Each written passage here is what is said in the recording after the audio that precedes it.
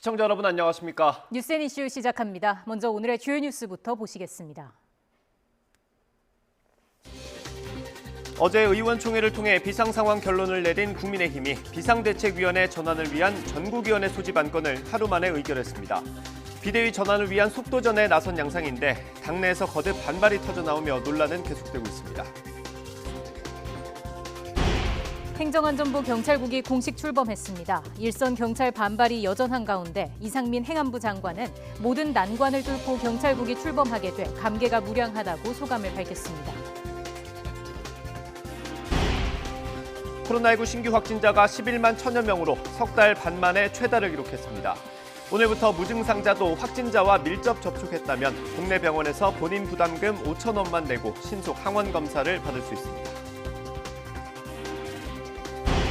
공업제품과 농축수산물, 전기, 가스, 수도료가 크게 오르며 소비자 물가 상승률이 2달 연속 6%대를 기록했습니다. 경유가 47%, 휘발유는 25.5% 오르는 등 공업제품 상승률이 높았습니다. 경남 일부 지역에 호우주의보가 내려진 가운데 오늘도 전국적으로 산발적인 비가 이어지겠습니다. 비가 내려도 더위의 기세는 여전해서 서울을 제외한 전국 곳곳으로 폭염특보가 확대 강화됐습니다. 낸시 펠로시 미국 하원 의장이 중국의 강력한 경고에도 불구하고 오늘 타이완을 방문할 것으로 보입니다. 중국은 남중국해에서 예정에 없던 군사훈련을 예고하고 나섰습니다.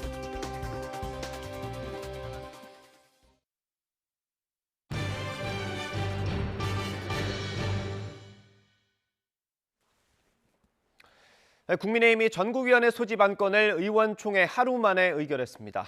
비대위 전환에 속도를 내는 건데 당내 일부 반발의 목소리는 여전합니다. 국회 취재기자 연결해서 자세히 알아보겠습니다. 김승환 기자. 네, 국회입니다. 네, 먼저 전국위가 소집되는 게 어떤 의미가 있는 건지부터 설명을 해주시죠. 네, 비공개로 열린 최고위원회에서는 상임 전국위와 전국위 소집을 의결했습니다. 최고위원 정원 7명 가운데 4명이 참석해서 의결 정족수가 채워졌는데 비대위 체제로 가기 위한 절차에 신속하게 착수했다 이렇게 보면 됩니다. 현재 상황을 비상 상황으로 볼 것이냐에 대해서 상임전국위원회에서 유권 해석을 받고 그 다음에 이제 전국위원회에서는 그 당헌에 대해서 결정을 해야 됩니다. 의결을 하고 그다음 전국위원회에서 비대위원장을 선임을 하고. 비대위원장 임명 권한이 누구에게 있는지도 논란입니다. 박형수 원내대변인은 기존 당대표 또는 권한대행 외에 직무대행도 임명할 수 있게 당원 당규를 수정하는 안을 전국위 의결을 받아서 진행할 거라고 설명했습니다. 전국위는 빠르면 이번 주 후반, 늦어도 다음 주 초까지는 소집될 것으로 보이는데요. 소집 권한이 있는 서병수 전국위 의장이 잠시 뒤 권성동 원내대표 등 중진 의원들과 여의도에서 오찬 회동을 할 예정인데 어떤 논의가 이뤄질지 주목됩니다. 네, 결국 비대위로 가는 것 같은데 당내 반발 목소리는 여전하죠? 네, 먼저 이준석 대표는 최고위의 결정 직후에 SNS에 최고위원직에서 사퇴한다고 육성으로 말한 분이 표결에 나섰다면서 절대 반지를 향한 탐욕은 계속된다고 맹비난했습니다. 이 대표 측 인사인 허은하 수석대변인도 절차적 정당성을 잃어가고 있다면서 혼란을 조장하는 분열로 가는 길이 아닌지 의심스럽다고 비판했고 김용태 최고위원도 최고위원들을 향해 위장 사퇴쇼라고 쏘아붙이는 등 당내 반발이 격화되고 있습니다. 홍준표 대구시장은 당을 이끌 동력을 상실한 지도부가 총사퇴하고 원내대표를 다시 선출해서 비대위를 꾸리는 게 상식적 해결책인데 꼼수로 돌파하려 하는지 안타깝다고 지적하며 절차적 문제를 지적했습니다. 다만 차기 당권 주자로 꼽히는 김기현 의원은 SNS에 비대위 출범을 더 늦출 이유가 없다면서 비대위가 구성되면 조기 전당대회를 준비해야 한다고 주장했습니다. 네, 이번에 민주당 소식도 보겠습니다. 당권 주자들이 오늘 처음으로 TV 토론에 나서죠. 네, 당권 주자인 이재명, 박용진, 강훈식 의원은 오늘 오후 5시 50분에 첫 TV 토론에 참석합니다. 당의 혁신 방안과 지방선거, 대선 책임론 등을 두고 97 주자들이 이재명 의원을 상대로 맹공을 펼 것으로 예상되는데요. 내일부터 강원, 대구, 경북 온라인 투표로 본격 경선 레이스가 시작되는데 이를 앞두고 후보별로 차별화를 시도할 것으로 보입니다. 이런 가운데 더불어민주당은 오늘 행정안전부 경찰국 출범과 관련해서 경찰이 민중지팡이에서 권력의 하수인으로 전락할 중차대한 순간이라고 지적했습니다. 그러면서 오는 8일로 예정된 윤희근 경찰청장 후보자 인사청문회에서 후보자의 자질뿐 아니라 경찰국 출범 과정을 하나하나 짚을 거라며 대대적인 공세를 예고했습니다. 지금까지 국회에서 YTN 김승환입니다.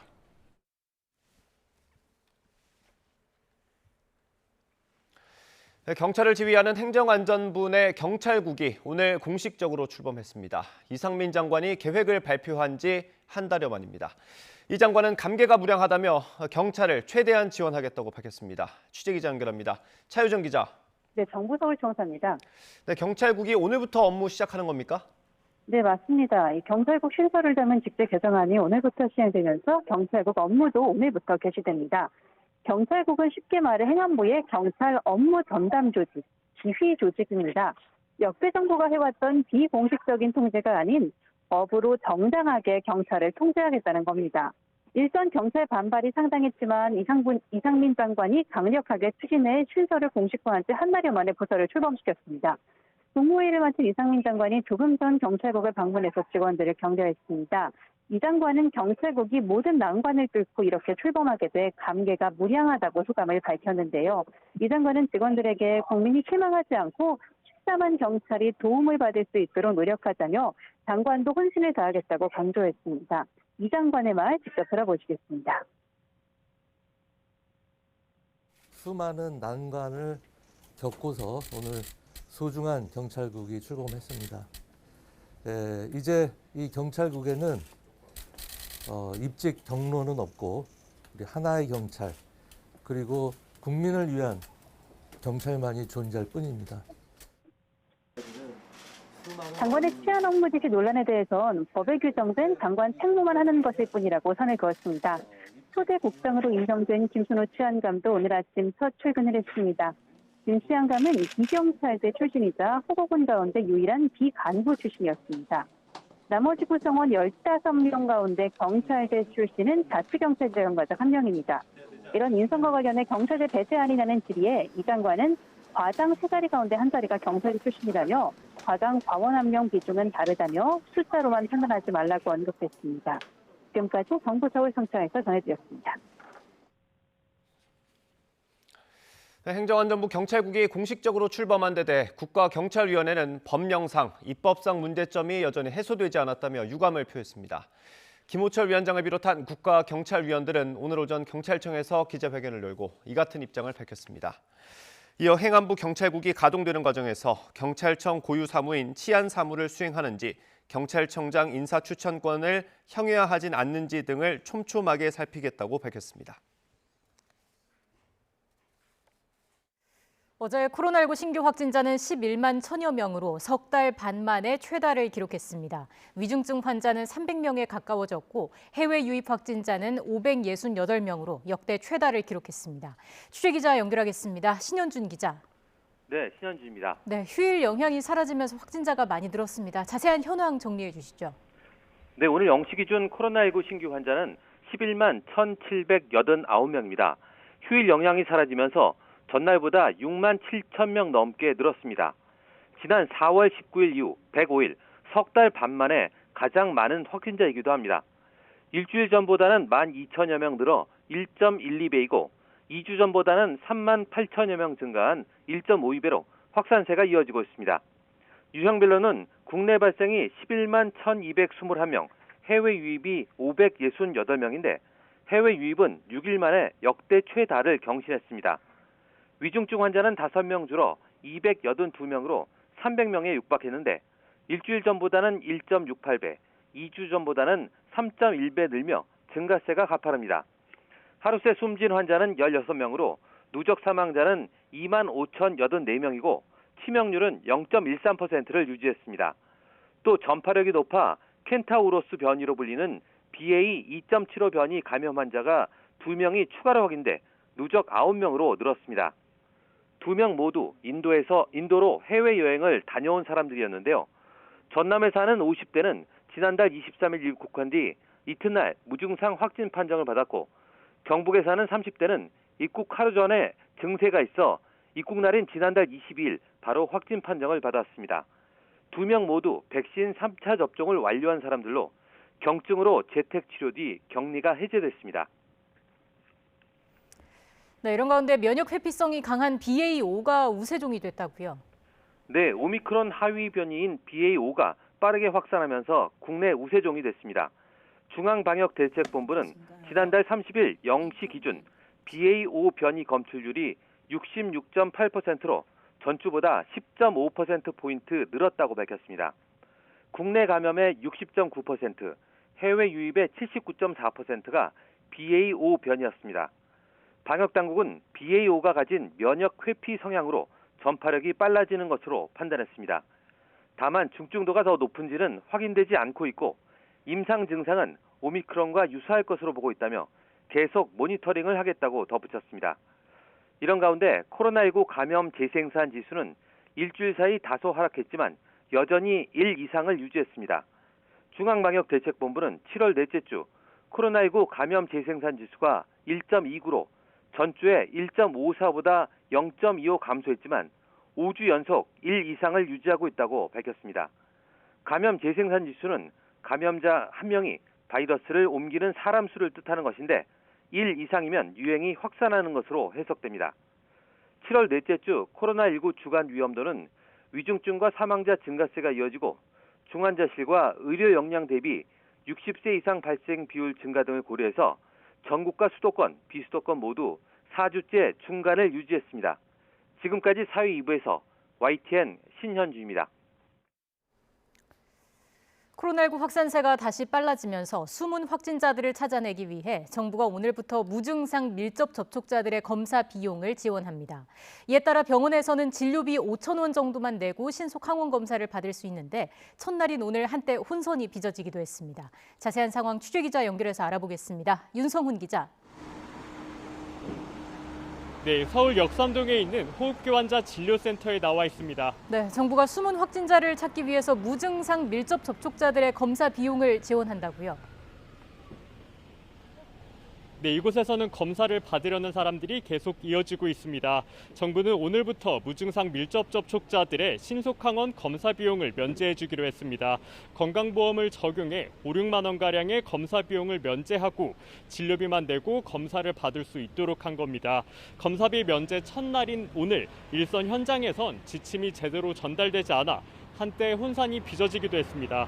이와 관련해 보건복지부 관계자는 모든 의료기관에 개별적으로 연락을 취하는 건 아니라며 의사협회와 건강보험 심사평가원 등을 통해 관련 내용이 전달됐는지 확인하겠다고 밝혔습니다. 앞서 밀접 접촉 감염자들이 증상이 없으면 굳이 비싼 돈을 내고 검사를 받지 않을 거란 지적이 계속 제기돼 왔는데요. 정부는 개인 비용 부담을 크게 낮춰 면세 확산 고리가 될 수 있는 숨은 확진자를 찾아내기 위해 검사비를 면제해주기로 했습니다.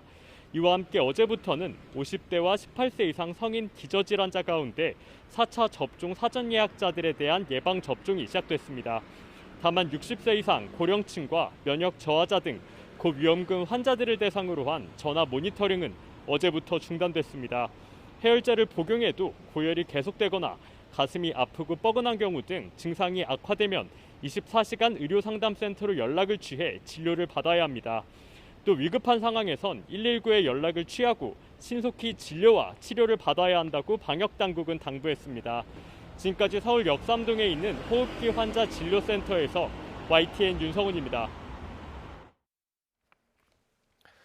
편의점 업계 1, 2위를 다투는 GS25가 김밥을 포함한 신선식품을 납품하는 사업자들에게 성과 장려금과 판촉비 명목으로 수백억 원을 받아오다가 공정위에 적발됐습니다. 과징금으로 243억 원이 부과됐습니다. 취재기자 연결합니다. 박훈구 기자.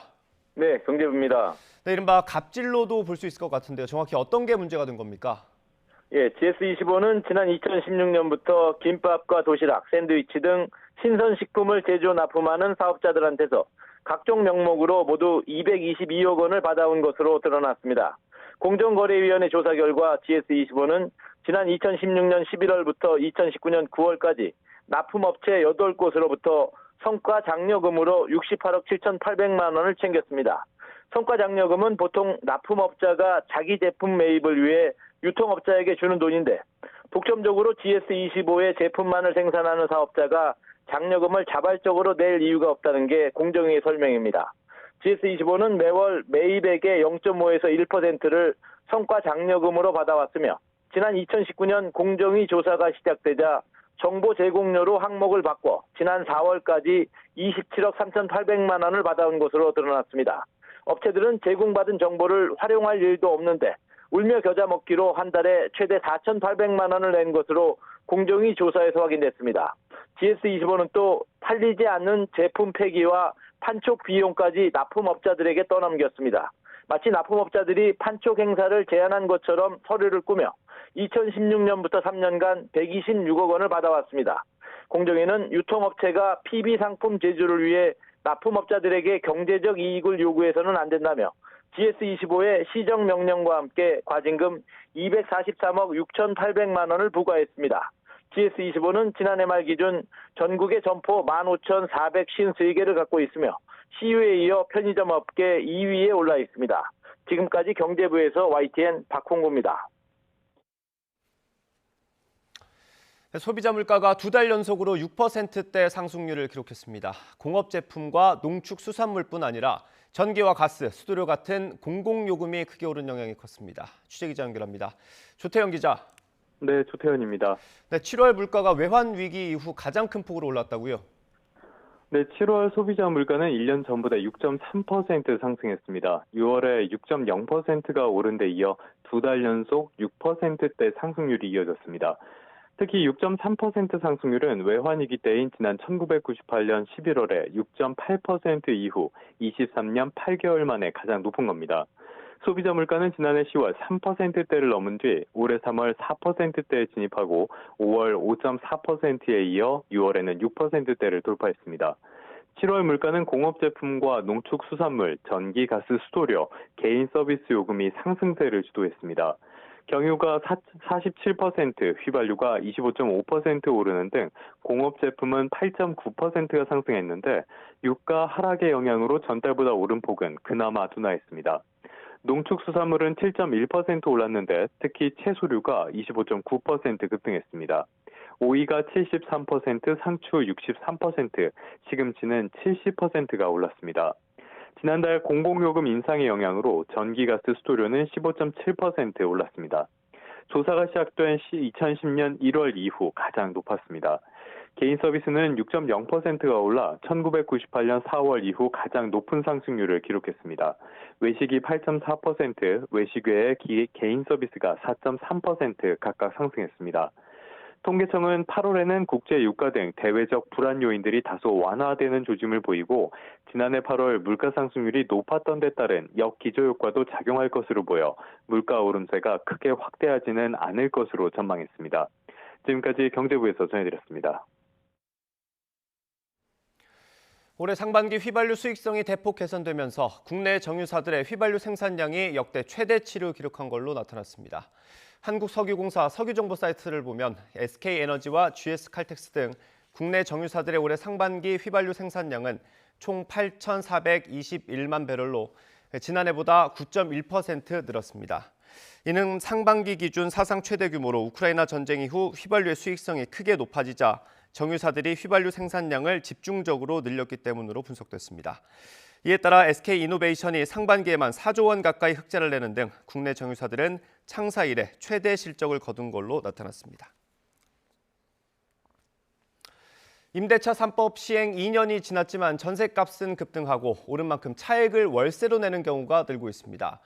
또 같은 단지에서도 계약갱신 청구권 사용 가능 여부에 따라 전셋값이 크게 차이가 나는 현상도 여전합니다. 정부가 임대차 3법을 전면 개정하기로 했지만 야당이 찬성할지는 여전히 불투명합니다. 이동우 기자가 취재했습니다. 서울 양천구 목동 5단지 아파트. 113제곱미터 아파트 전셋값은 7억 5천만 원에서 11억 5천만 원까지 최대 4억 원 차이 납니다. 계약갱신 청구권을 행사하는 아파트는 5%만 올려줘도 되니 7억 원대, 이 권리가 없는 신규 전셋가는 11억 원대에 거래되는 것입니다. 11억에서 11억 5천 선 보시면 되고요. 기존에 계약갱신 청구권 행사했다 그러면은 많아야 8억대 중반 정도. 중장기를 보고 오시는데 2년 뒤, 4년 뒤에 이것만 살고 가자고 하는 분 없기 때문에 늘 불안한 거죠. 서울 아파트 평균 전셋값은 지난 2020년 임대차 3법 시행 이후 2년 만에 29% 상승했습니다.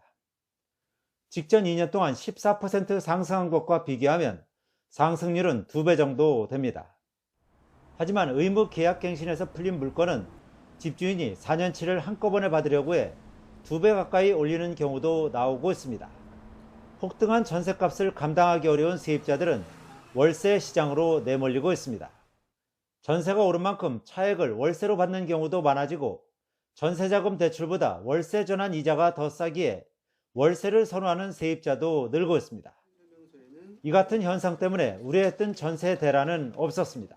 전세는 수요 감소로 하향 안정화될 것으로 보이고 반면에 월세는 전세 대출 금리가 오르면서 당분간 전반적으로 상승할 가능성이 높습니다.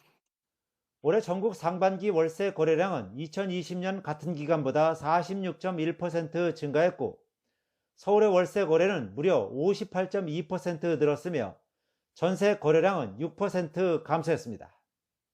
이 기간 수도권 월세는 28%나 올랐습니다. 그만큼 서민들의 주거비 부담이 가중되는 상황입니다. 전세 대출을 받기보다는 차라리 월세로 전환하려는 세입자들이 늘면서 월세 비중이 늘어날 가능성이 큽니다. 또 지방 등 소형 주택에서는 전세 보증사고나 깡통 전세 우려가 커지면서 일부러 월세로 일부 지불하려는 세입자들이 늘어날 수도 있습니다. 전세값 폭등과 급격한 전세의 월세화 등 임대차 3법의 부작용이 심해지자 정부는 전면 손질하겠다는 입장입니다. 임대차 3법은 이대로 갈 수 없는 법이다라는 평가를 명확하게 내리고 있고요. 월세, 전월세의 이 벼락 같은 폭등을 안정화시킬 수 있는 이런 취지를 달성하면서도 시장 원리에 따라서 작동하고 임대인들도 공급량을 늘릴 수 있도록 임대차 3법을 개편하겠다는 정부의 의지가 강하지만 거대 야당이 이에 부정적이어서 어떤 선에서 타협이 이루어질 수 있을지 관심을 끌고 있습니다. YTN 이동호입니다.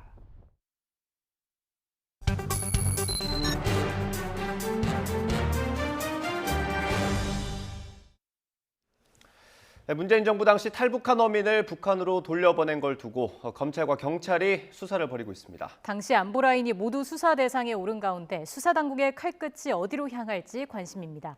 당시 청와대 대변인을 지낸 고민정 의원과 이야기 나눠보겠습니다. 어서 오십시오. 어서 오십시오. 네, 반갑습니다. 네, 저희가 말씀드린 것처럼 문재인 정부 출신 인사 여럿이 지금 검찰 수사 선상에 올랐습니다. 안보실장, 국정원장까지 이제 수사를 받게 될 것 같은데 당시 청와대 대변인으로 계셨으니까 의사결정 과정을 좀 복기를 해보셨습니까? 그때나 지금이나 원칙에 따라서 말씀드렸다는 사실에 대해서는 변함이 없습니다. 예. 그러면 혹시 그때 당시 상황을 떠올렸을 때 조금 아쉬운 점도 있으실까요? 글쎄요. 저는 오히려 지금 상황이 너무 안타깝습니다. 사실 이 문제는 16명을 정말 잔인하게 살해한 흉악범의 문제였었던 건데 그분들의 이제 문제는 탈북의 의사가 전혀 없었던 것이거든요. 의사가 있었으면 우리 군을 만났을 때 반가워하면서 오셨어야 되는데 오히려 우리 군이 그것을 추적해서 계속해서 이제 찾아 나섰던 과정이 분명히 있었다는 점. 그리고 이와 관련해서 권영세 통일부 장관 같은 경우는 흉악범이라 북송했다면 그건 전체주의적 사고다 이런 말씀을 하셨던데 저는 지금 윤석열 정부의 행태들을 보면 굉장히 독재주의적인 사고를 갖고 있다라는 모습을 봅니다. 왜냐하면 새로운 사실로 밝혀진 게 지금 아무것도 없습니다. 그러면서 공안 정국을 만들고 있는 거거든요. 사실 지금 대한민국의 경제 위기 상황이 굉장히 심각해지고 있고 또 코로나 상황도 지금 더블유 현상이 계속 일어나고 있습니다. 근데 이런 상황에서 윤석열 대통령은 복지부 장관조차도 아직 임명하지 않고 있고요. 예. 경제 정책에 대해서도 이렇다 할 것을 내놓지 못하고 있는데 결국은 국민들의 눈과 귀를 민생 문제와 경제가 아닌 이 공안 문제로 돌리려는 의도다. 그래서 굉장히 구태의연한 정치 행태를 보이고 있는 것 같아서 예. 참 아쉽고 안타까운 건 지금의 현상입니다. 예. 어쨌든 지금 검찰이 수사에 착수를 했고요. 검찰이 얼마 전에 이제 티타임을 통해서 밝힌 내용을 보면 이 귀순의 목적과 의사는 구분돼야 한다. 이게 아마 골자였던 것 같습니다. 목적이 어떻든 의사까지 무시하면 안 된다라는 취지거든요. 그러면 귀순 의사가 없는 분들, 그러니까 단순 월경을 하셨던 분들은 이제 돌려보냈던 경우가 여러 차례 있었거든요. 그럼 그런 분들도 그렇게 하지 말으셨어야죠. 본인들이 정부를 가지고 있었을 때는 그렇게 해놓고선 이제 와서 다른 얘기를 한다는 건 앞뒤가 너무 안 맞고요. 그리고 검찰의 지금 이런 행태들에 대해서 국민들이 얼만큼 공감하는지도 되게 중요한 것 같은데 지금은 공감을 얻고 있지는 못하는 것 같습니다. 그리고 또 과정이 어떻든지 간에 우리나라 땅을 밟고 귀순 의사를 전했다면 우리 사법기관이 법에 따라서 그걸 처리하고 처벌을 해야 한다, 처벌을 할 수 있다라는 게 또 검찰의 논리 아니겠습니까? 저는 이 사건에서 계속 검찰이 등장하는 것에 대해서 굉장히 좀 불편한데요. 저는 이게 검찰의 오만함을 좀 봅니다. 예. 그러니까 사사건건 본인들이 뭔가 이제 반박을 하고 나서는 모양새인데 그러니까 기저에는 그게 있는 것 같아요. 대통령도 탄핵했던 우리들이다. 온 세상은 내 손아귀 안에 있다라는 생각을 갖고 있는 것 아닌가라는 우려를 좀 저는 보이고 있고 그러다가 오히려 검찰이 국민들로부터 탄핵의 지경까지 갈 수 있다라는 점을 잊지 않으셨으면 좋겠고요. 그리고 자꾸만 이제 그 인권에 대한 문제들을 하는데 언제부터 그렇게 인권에 대한 감수성이 높았던가. 윤석열 정부 혹은 국민의힘도 마찬가지고요. 왜냐하면 이제 최근 사례만 보면 거제 대우조선해양의 문제도 봤을 때 거기에서 이제 노동자가 그 작은 철창 안에 갇혀서 시위를 했지만 거기에 대해서 이제 공권력으로 제압하려고 했던 거 아닙니까? 그리고 현재 민영사상의 소송 문제가 불거질 수도 있는데도 뒷짐을 지고 있는 건 의도적인 방관으로밖에 보이지 않고요. 그리고 뿐만 아니라 지금 양산의 평산마을에 꼭 문재인 대통령을 위함이라는 게 아니라 그 주변에 계신 어르신들이 지금 몇 달째 그 소음에 시달리고 계시는데 그분들의 인권에 대해서는 전혀 눈 하나 깜짝하지 않으면서 이렇게 흉악범 그러나 이제 남한으로 내려오려고 했던 이 사람들에 대해선 눈물겨운 인권을 얘기를 하셔서 과연 진위가 무엇인가라는 게 궁금해질 수밖에 없습니다. 앞서 잠깐 언급을 해주셨는데 지금 어쨌든 검찰은 이번 수사에 좀 자신감을 나타내고 있다라는 해석이 많은 게 사실이거든요. 그럼 이거를 어쨌든 수사를 하고 있는 상황들은 정치 보복으로 보십니까? 네, 저는 정치 보복으로 봅니다. 왜냐하면 사실관계가 달라진 게 없고 대통령이 바뀌면서 사건에 대한 판단만 달라졌을 뿐이거든요. 그리고 그 당시에 김무성, 이해운 의원 같은 경우도 정부의 결정에 분명 본인들도 동의를 했던 바가 있기 때문에 정치 보복이 아니고서는 설명이 불가능한 것 같습니다. 어쨌든 검찰 수사가 속도를 좀 낼 것으로 보이니까요. 상황을 계속 좀 봐야겠고요. 주제를 바꿔서 전당대회 이야기로 넘어가 보겠습니다. 일단 예비 경선 통과하신 거 축하드리고요. 네, 감사합니다. 여론조사도 조금 높으신 편이던데 그래도 전당대회에선 당원들의 지지가 중요하지 않습니까? 맞습니다. 자신 있으신가요? 자신을 만들어야죠. 선거 때는 근거 없는 자신감이라도 끌어모아야지 이길 수 있는 거니까요. 끝까지 최선을 다하겠습니다. 아마 이제 출마를 선언할 때 마음가짐과 좀 연결이 되는 것 같기도 한데 지도부에 입성하면 가장 먼저 바꾸고 싶으신 게 있으십니까? 일단은 소통의 장들이 좀 많아져야 될 것 같아요. 그러니까 당원들과 의원들 혹은 국민들과 당원 또 의원들 이런 이 3자가 때로는 같은 사안에 대해서 사실관계가 정확하지 않다 보니까 생기는 오해와 억측들이 너무 많은 것 같거든요. 이게 자꾸 극대화되고 있고 긴장관계가 너무 팽팽해지고 있어서 소통의 장들을 많이 만들고 자꾸 풀어내려는 노력들을 해야 할 것 같고요.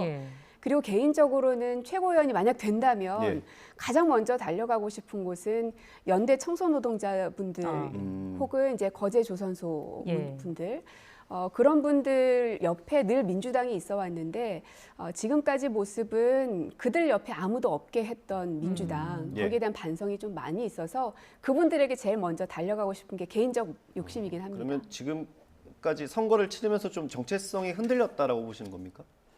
민주당이요? 그런 부분이 조금 없지 않아 있었던 것 같습니다. 그러니까 민주당이 가장 강했을 때는 그런 사회 약자들, 시민단체들과 함께 연대했을 때 민주당의 힘은 훨씬 더 폭발적이었던 것 같은데요. 어느 순간 기득권이 되고 또 권력화가 되면서 조금은 이렇게 좀 멀리 떨어져 있었던 것 같습니다. 그래서 우리 민주당이 국민들과 연대하는 힘을 더 많이 만들어냈을 때 국민들로부터 인정받는 당으로 거듭난다고 생각합니다. 네. 그 당 대표 후보인 이재명 의원 관련해서도 질문을 좀 드리겠습니다. 어대명, 확대명이라는 말까지 나오고 있는데 이렇게 질문을 드릴게요. 이재명 의원의 당선 가능성을 떠나서요. 출마만 놓고 보면 민주당의 득입니까? 실입니까? 출마만 놓고 본다면 글쎄요. 저는 득도 될 수 있고 실도 될 수 있고 모든 판단이 가능하다고 봅니다. 예. 이재명 의원님에 대한 민주당으로서의 자산임은 그거는 부인할 수 없는 부분이고요. 예. 다만 이제 그 자산을 얼만큼 잘 보호하고 얼만큼 더 확장할 수 있는 것인지는 민주당의 역량에 따른 것 같습니다. 예, 그 보호라는 표현을 쓰셔가지고요. 그 사법 리스크가 자주 언급이 되지 않습니까? 한쪽에서는 이걸 가지고 비판을 하기도 하는데 또 다른 한쪽에서는 그럴 때일수록 이게 정치 보복이기 때문에 우리가 보호를 해줘야 된다라는 말을 하기도 하거든요. 어떻게 보세요? 지금은 선거 시즌이기 때문에 이제 각자의 선명성을 드러내다 보면 이제 그런 말들이 자꾸 오가는데요. 사실 저는 사법 리스크가 됐든 사법 탄압이 됐든 무엇으로 규정하는지는 중요하지 않다고 생각합니다. 예. 어쨌든 우리가 똘똘 뭉쳐서 윤석열 정부하고 이 대척점에서 싸울 수 있어야 되는 거거든요. 예.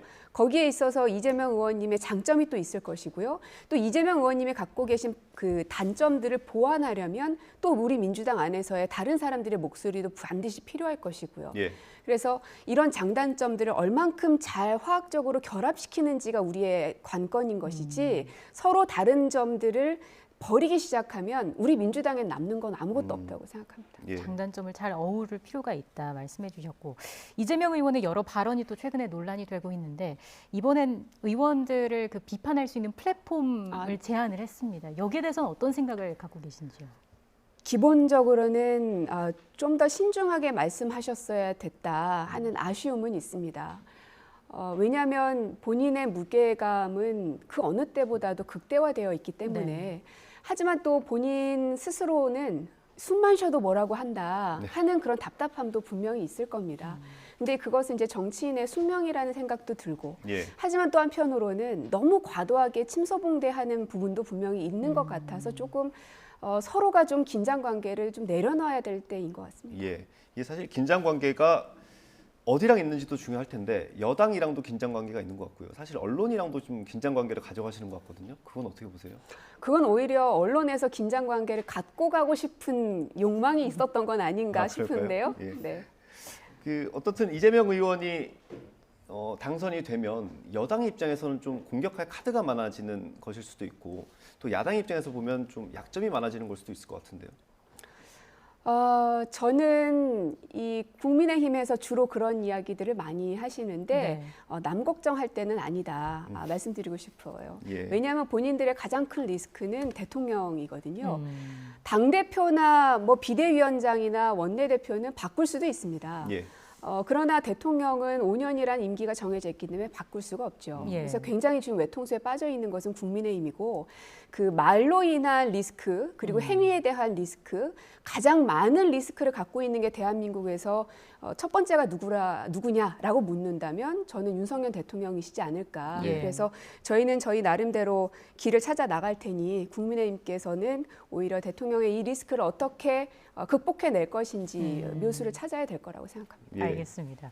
이재명 의원이 당선될 것인가와 함께 친명계 의원들이 몇 명이나 또 지도부에 입성할 것인가 또 역시나 관심입니다. 아무래도 장악력과 관련된 부분이 있기 때문일 텐데 선거 이후에 친명과 비명 이렇게 좀 나뉘는 구도로 좀 가는 모습이 보이거든요. 이거는 네. 어떤 배경, 어떤 원인이 있다고 보시는지요? 아무래도 한 화면에 누구와 함께 잡히느냐를 보고 사람들은 아 맞구나 이렇게 생각하시는 것 같아요. 최근에 이재명 의원님의 행보들을 보면 서영교, 정청래, 장경태, 또 저기 박찬대 이렇게 네 분 의원님들께서 이제 사진에 같이 많이 보이십니다. 뭐 우연의 일치로 우연히 만났을 수도 있겠지만은 어쨌든 이제 언론을 보는 국민들 입장에선 한 팀으로 가는구나 하는 생각이 좀 들어서 최고위원 선거는 이제 어떤 그런 줄투표보다는 각자의 소신을 가지고 행동해야 되지 않는가 하는 아쉬움은 있는데요. 하지만 저는 우리 당원들이 어떤 판단을 하실까를 생각해 보면 지난 지방선거 때 교차투표라는 굉장히 혁신적이라고 해야 될까요? 달라진 국민들의 유권자들의 그 표심을 볼 수 있었거든요. 민주당을 견제하기 위해서 지자체장들은 국민의힘으로, 하지만 기초의원들은 상당수가 또 민주당이 당선이 됐습니다. 이런 교차투표를 했던 유권자들의 성향들을 비추어 보면 우리 민주당에서도 이재명 의원님이 만약에 말씀하신 대로 어대명이 되는 것이라면 그분과 함께 이렇게 이 당을 좀 건강하게 균형감 있게 가져가려면 어떤 최고위원들이 구성되는 게 맞을까에 대한 고민을 하실 거라고 생각을 합니다. 이재명 의원 관련해서 하나만 더 여쭤보겠습니다. 그 윤영찬 의원이 언급을 한 것 같은데 인천 개항을 공천 과정에 대해서 얘기를 하면서 이재명 의원이 당대표가 되면 그 사당화가 될 수 있다 뭐 이런 우려까지 제기를 하시던데 그 부분 어떻게 보세요? 저는 글쎄요, 우려를 자꾸들 말씀하시는데 만약에 그런 우려가 있다면 본인이 이제 최고위원이 돼서 그 우려를 불식시키면 되는 것이죠. 그러니까 아직 발생하지 않은 일에 대해서 너무 많은 걱정들만 쏟아내고 있는 게 아닌가. 그리고 그 모습을 보면서 당원들도 국민들도 이제 좀 그만 좀 싸웠으면 좋겠다라는 이야기가 나오는 이유가 거기서부터 기인이 되는 것 같거든요. 그래서 나중에 닥칠 문제에 대해서는 각자가 고민하고는 물론 있지만 지금 그것이 가장 그 어떤 이 논쟁의 핵심으로 떠오르는 것은 민주당 전당대회에서도 별로 바람직하지는 않을 것 같습니다. 저희가 시간이 거의 다 돼서요. 마지막 질문으로 혹시 지지하는 대표 후보가 있으실까요? 있었으면 좋겠는데요. 그러면 저도 좀 편할 것 같은데 그런 건 없습니다. 지금은 누가 되셔도 상관이 없고요. 저는 저대로 지금까지의 정치 행보들을 보여왔으니 거기에 대해서 판단을 받고 싶습니다. 짧게 하나만 더 여쭤볼까요? 그러면 일단 세 분이 계시지 않습니까? 당대표 후보가. 그 후보들의 어떤 장점을 하나씩만 꼽아주시면. 이재명 의원님은 강한 개혁성이죠. 그리고 박용진 의원님은 거침없이 이 반대 의사도 무서워하지 않고 밝힐 수 있는 그런 배포가 있으시고요. 또 강훈식 의원님은 어떤 계파에 서 있지 않으면서 통합을 만들 수 있는 사람이고요. 그래서 참 보물 세 분을 만난 것 같아서 민주당도 또 보기에 겨운 상황이라는 생각도 듭니다. 알겠습니다. 또 결과가 기다려집니다. 지금까지 고민정 의원과 이야기 나눴습니다. 오늘 말씀 잘 들었습니다. 고맙습니다. 고맙습니다.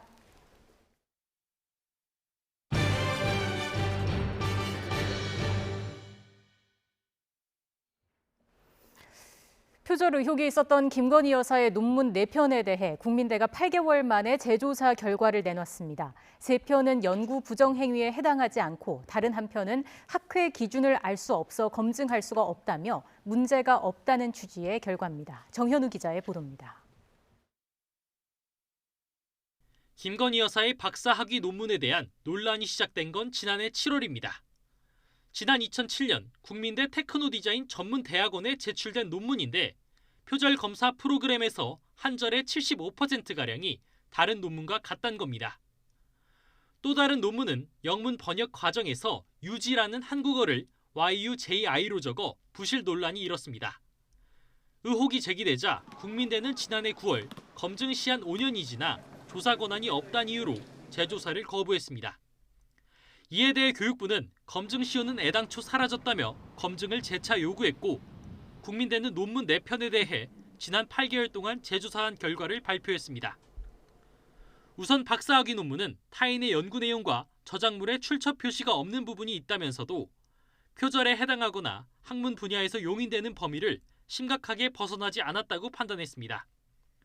또 영문 번역 논란이인 논문을 비롯한 다른 두 학술지 게재 논문도 인용에서 미흡한 점이 발견됐다면서도 박사 논문과 같은 판단을 내놨습니다.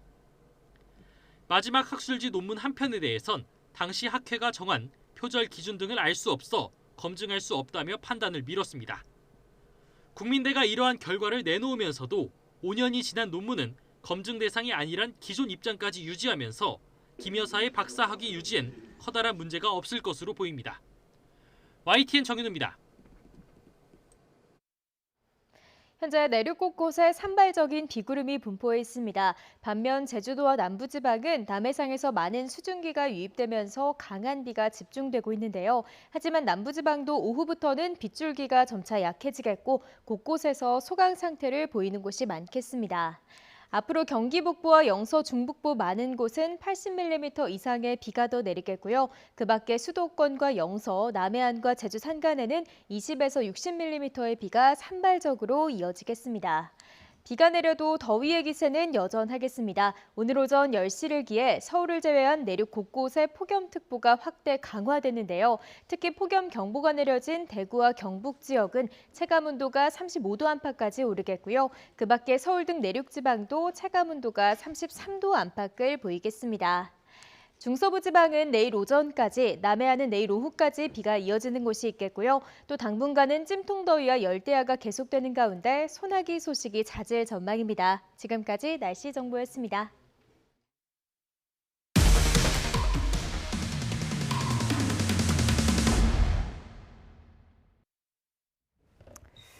서울주택공사가 무주택 청년들을 위해 공급하는 청년주택 서류심사 대상자 명단이 공식 발표 전에 외부로 유출된 사실이 확인됐습니다.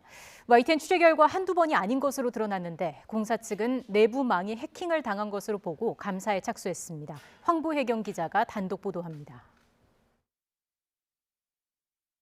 서울주택공사가 서울시에서 위탁받아 수행하는 역세권 청년주택 사업입니다. 무주택 청년들과 신혼부부의 주거 안정을 위해 역세권에 공급하는 임대주택으로 이번 제1차 공급 물량만 11개 단지 489세대에 달합니다. 인터넷으로 청약 신청을 받은 뒤 서류심사 대상자를 선정하고 최종 당첨자가 결정되는데 일부 단지는 서류심사 경쟁률만 수백 대 1에 달할 만큼 경쟁이 치열했습니다. 1차 공급 서류심사 대상자가 공식 발표된 건 지난달 27일 오후 4시. 그런데 발표 7시간 전인 오전 9시쯤 인터넷 포털 카페에 게시글이 올라왔습니다. 서류심사 대상자 발표 명단이란 제목의 글에는 황당하게도 실제 심사 대상자로 선정된 사람들의 명단이 첨부돼 있었습니다. 문서 표 양식이나 폰트나 배경 색깔까지 전부 다 같은 문서더라고요. 이게 진짜 유출된 게 맞구나.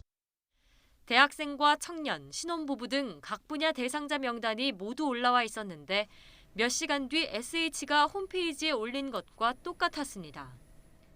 심지어 글 작성자는 앞서 지난달 22일에도 또 다른 SH 임대주택 서류심사 대상자 명단을 미리 올렸는데 마찬가지로 이후 같은 파일이 공사 홈페이지에 올라왔습니다. SH 내부 자료가 사전에 유출된 게 한두 번이 아닌 겁니다. 공사 홈페이지 고객 게시판엔 청약 신청자들의 항의가 이어졌습니다.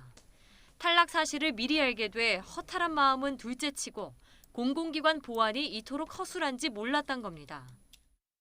경쟁률이 200대 1, 많게는 500대 1까지 넘어가는 곳들이 있었는데 기다리는 과정이 좀 허무했었어요.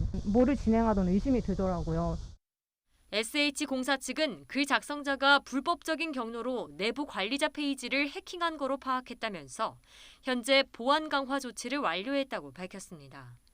그러면서 재발을 막기 위해 내부 감사에 착수하고 글 작성자에 대한 법적 조치도 검토하고 있다고 밝혔습니다.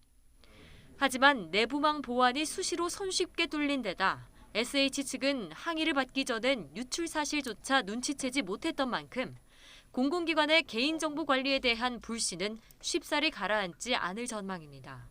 YTN 황보혜경입니다.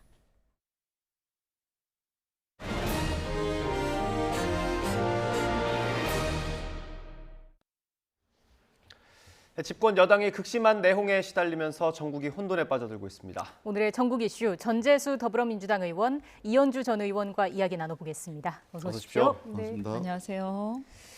먼저 오늘 국민의힘이 비공개 최고위에서 전국위 소집 안건을 의결했습니다. 관련된 원내대변인 브리핑이 있어서요. 먼저 들어보고 얘기를 나눠보겠습니다. 네, 원내대변인 브리핑 먼저 들어보겠습니다.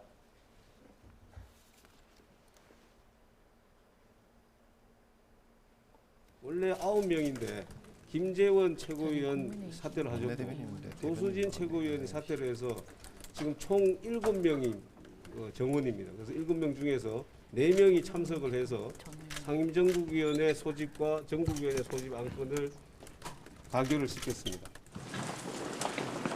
조수진 최고가 사퇴서를 냈는데 사퇴서를 냈습니다. 예, 그래서 제적 수에서 제외를 했습니다. 박형수 원내대변인인데 저희가 자막에는 대변인으로 잘못 나갔네요. 수정을 좀 해야 될 것 같고요. 의원님, 일단 이게 비대위로 속도를 내는 것 같긴 한데 가능은 한 겁니까? 일단 어제 이제 의총에서는 총의를 모았죠. 근데 그것은 이제 정치적으로 비상 상황이니까 비대위로 가는 게 바람직하다라고 의원들이 총의를 모은 것이고요. 그것이 이제 결정이 되는 것은 상임 전국위원회에서 결정을 하는 겁니다. 예. 그리고 이제 전국위원회에서 당원 당규를 해석을 할 겁니다. 그래서 그 해석을 할 때는 다시 말씀 여러 군데서 얘기가 나왔겠지만 예. 대표의 결의 또는 최고위원회의 기능 상실 이 둘 중에 하나에 해당되느냐 이게 논란이 될 건데요. 어차피 결의는 아니고 사과라고 결론 내렸기 때문에 네. 그럼 기능 상실 여부가 문제가 되는데 결국에는 과반 이상의 최고위원회 사퇴로 기능 상실로 볼 거냐 말 거냐 이게 의총에서는 일단 그렇다고 봤습니다만 의총은 이제 공식적인 어떤 의결 기구는 아니기 때문에 이 네. 상황에서는 이것이 이제 논란이 또 다시 될 거라고 예상이 됩니다. 예. 일단 이 부분에서 뭐 일단 의총이 그렇게 의견을 모았기 때문에 그런 방향으로 가던가 아니면 그게 여의치 않으면 결국에는 그 당원당규 개정을 하지 않을까라고 예상이 되는데 어떻든 간에 사실은 어쨌든 최고위원들이 과반이 사퇴해서 대표를 고리 상태로 가게 되는 이런 상황들이 자꾸 반복되는 것은 바람직한 것은 아닙니다. 예. 자, 지금 저희가 그래픽을 또 준비를 한 게 있는데, 예. 조금 전 보신 것처럼 이제 국민의힘 최고위원회의가 있고 전국위원회를 개최해서 비상대책위원회로 전환할지 이걸 이제 의결을 하게 되는 거고요. 전국위에서 비대위원장을 선임해야 비대위 출범이 가능하기 때문에 집중 조명을 받고 있는 상황인 거죠. 예. 뭐 이준석 대표를 쫓아내는 것은 좋은데 이게 절차적으로 상당히 지금 꼼수 예. 또는 불공정, 몰상식 뭐 이런 것들이 지금 다 동원이 되고 있다. 그러니까 아침에 이준석 대표가 페이스북을 통해 가지고 언급을 했듯이 예. 사퇴를 선언한 최고위원들이 최고위원회의에 참석을 해서 예. 전국위원회 소집을 의결을 한다. 예. 이게 말이 안 되는 것이죠. 그러니까 이게 조수진 의원은 사퇴서를 제출해서 사직서가 수리가 됐기 때문에 제적수에서 빠졌다라고 이야기를 했는데 배현진 최고나 이런 분들도 전부 사퇴 선언을 했거든요. 그러니까 지금 정당이라는 것은 정치하는 사람들이 모여있는 정당인데 마치 사퇴 선언은 했지만 사표 수리가 안 됐기 때문에 최고위원회의에 참석하는 것이 정당한 절차와 과정이다라고 또 주장을 하는데 여기는 고용 피고용 관계에 있는 회사가 아닙니다. 예. 고용 피고용 관계에 있는 회사라면 당연히 사퇴 선언을 하더라도 사직서가 수리가 돼야 사표 처리가 되는 것인데 예.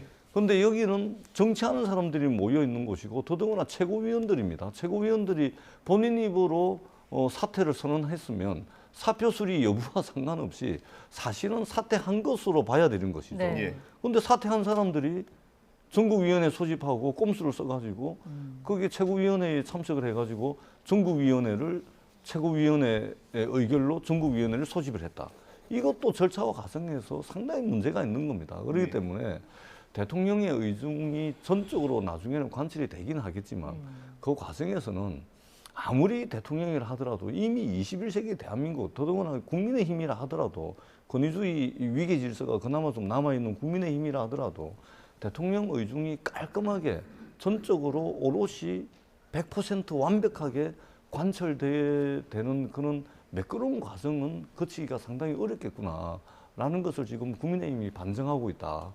이렇게 좀 봐야 될 것 같습니다. 네. 예. 지금 전국위 그리고 상임 전국위 두 가지를 함께 열어야 되는 거고 당원도 고쳐야 되는 거 아닙니까? 그 네, 비대위원장을 그렇죠. 임명할 수 있는 사람이 지금은 권한 대행까지만 돼 있잖아요. 네, 그렇죠. 그래서 당 대표나 권한대행만 예. 할 수 있도록 되어 있습니다. 그래서 지금 현재는 어쨌든 징계 기간이기 때문에 뭐 사고로 돼 있긴 합니다만 예. 어쨌든 이준석 당대표가 멀쩡하게 있는 상태이기 때문에 이 상황에서 권성동 직무대행이 임명을 해야 되는 상황이지 않습니까? 네. 그러다 보니까 이걸 해결을 하려면 개정을 해야 되는 거죠. 직무대행이 할 수 있도록. 예. 네.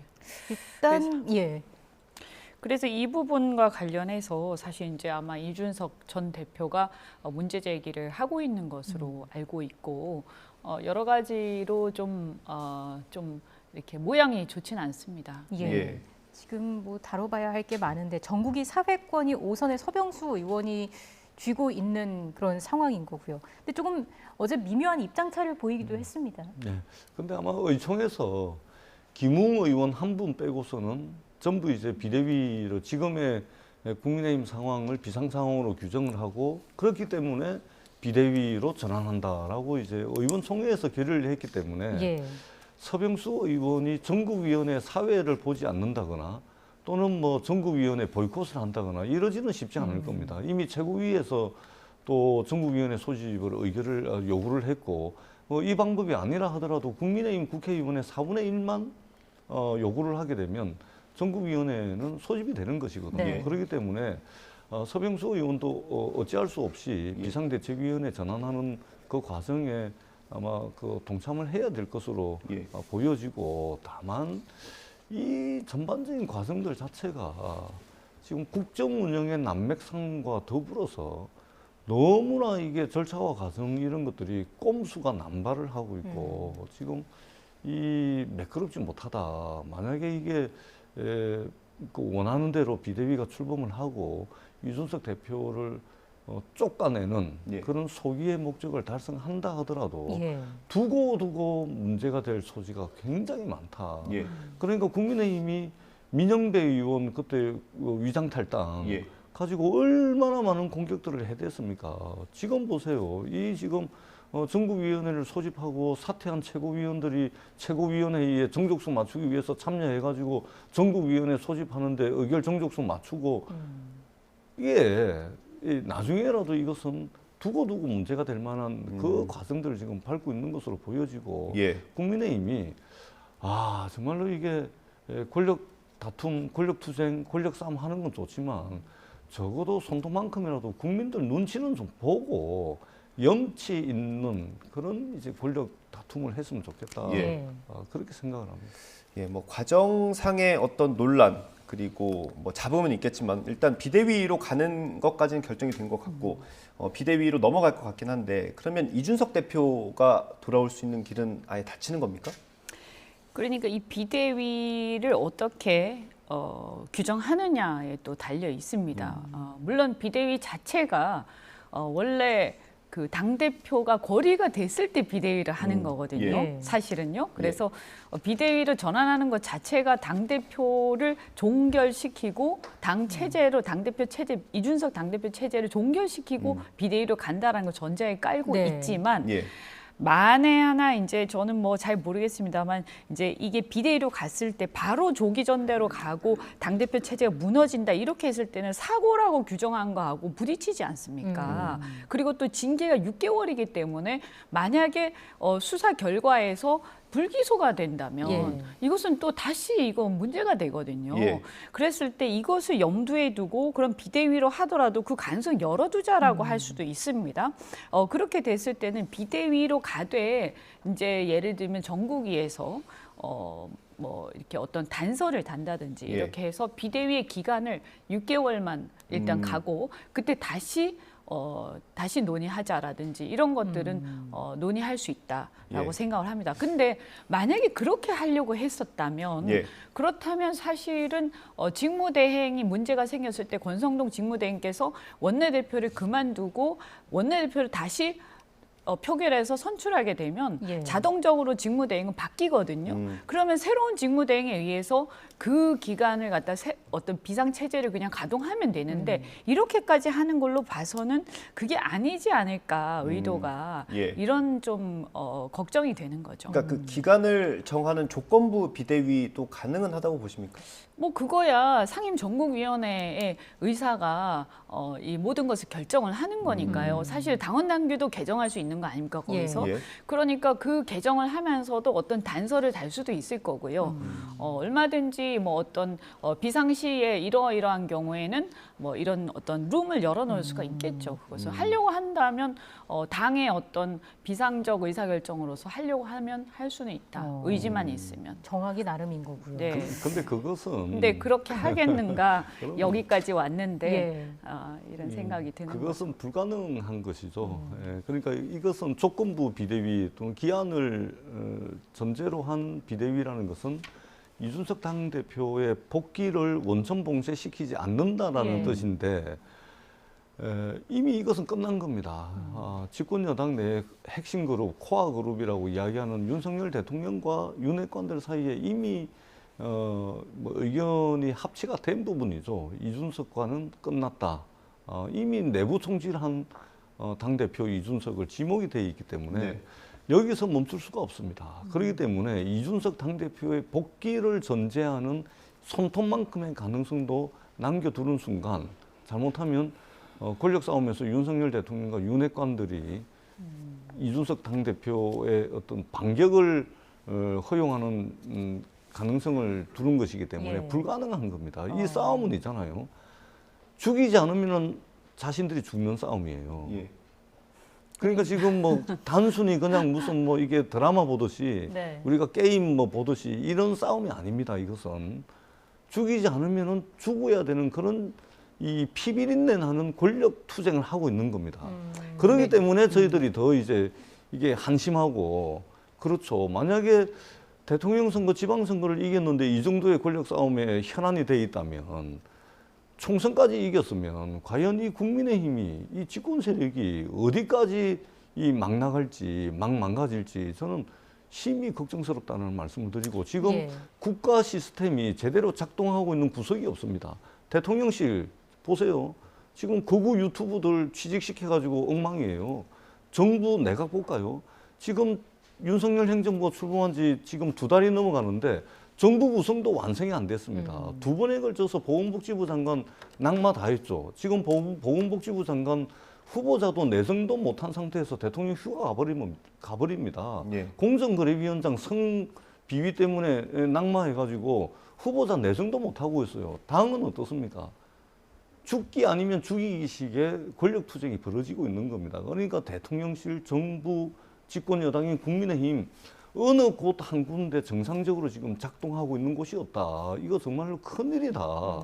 제발 좀 국민들 눈치도 봐가면서 좀 염치도 좀 있게 좀 권력 투쟁을 하더라도 해야 된다. 이 말씀을 드립니다. 오늘 코로나 확진자가 11만 명이 넘어갑니다. 폭염에 태풍에 이 물가 폭등에 대출이자 폭등에 지금 장난 아닙니다. 집권 여당이 이러고 있을 때가 아닙니다. 예, 말씀 주시죠. 그래서 그 여당의 일원으로서 국민 여러분께 정말 송구스럽다는 말씀을 드리고요. 이런 네. 모습을 보여드려서 저도 굉장히 마음이 착잡합니다.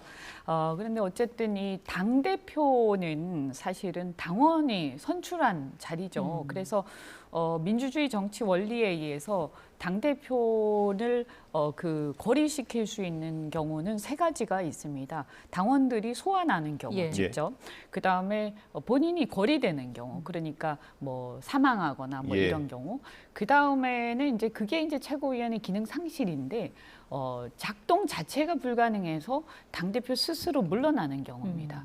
그런데 이제 지금 이 경우가 과연 거기에 해당되느냐에 대해서 논란이 있는데 사실은 과반이 물러난다고 해서 당대표가 물론 스스로 사퇴하지 않는데 계속 끌려 내려오는 상황들이 반복된다면 이게 집단지도 체제가 아니라 단일지도 체제지 않습니까? 예. 그래서 이런 선례들이 계속 남는다면 이것은 두고두고 아마 문제가 될 가능성이 있다라는 그런 것 때문에 우려하는 사람 사람들이 많다.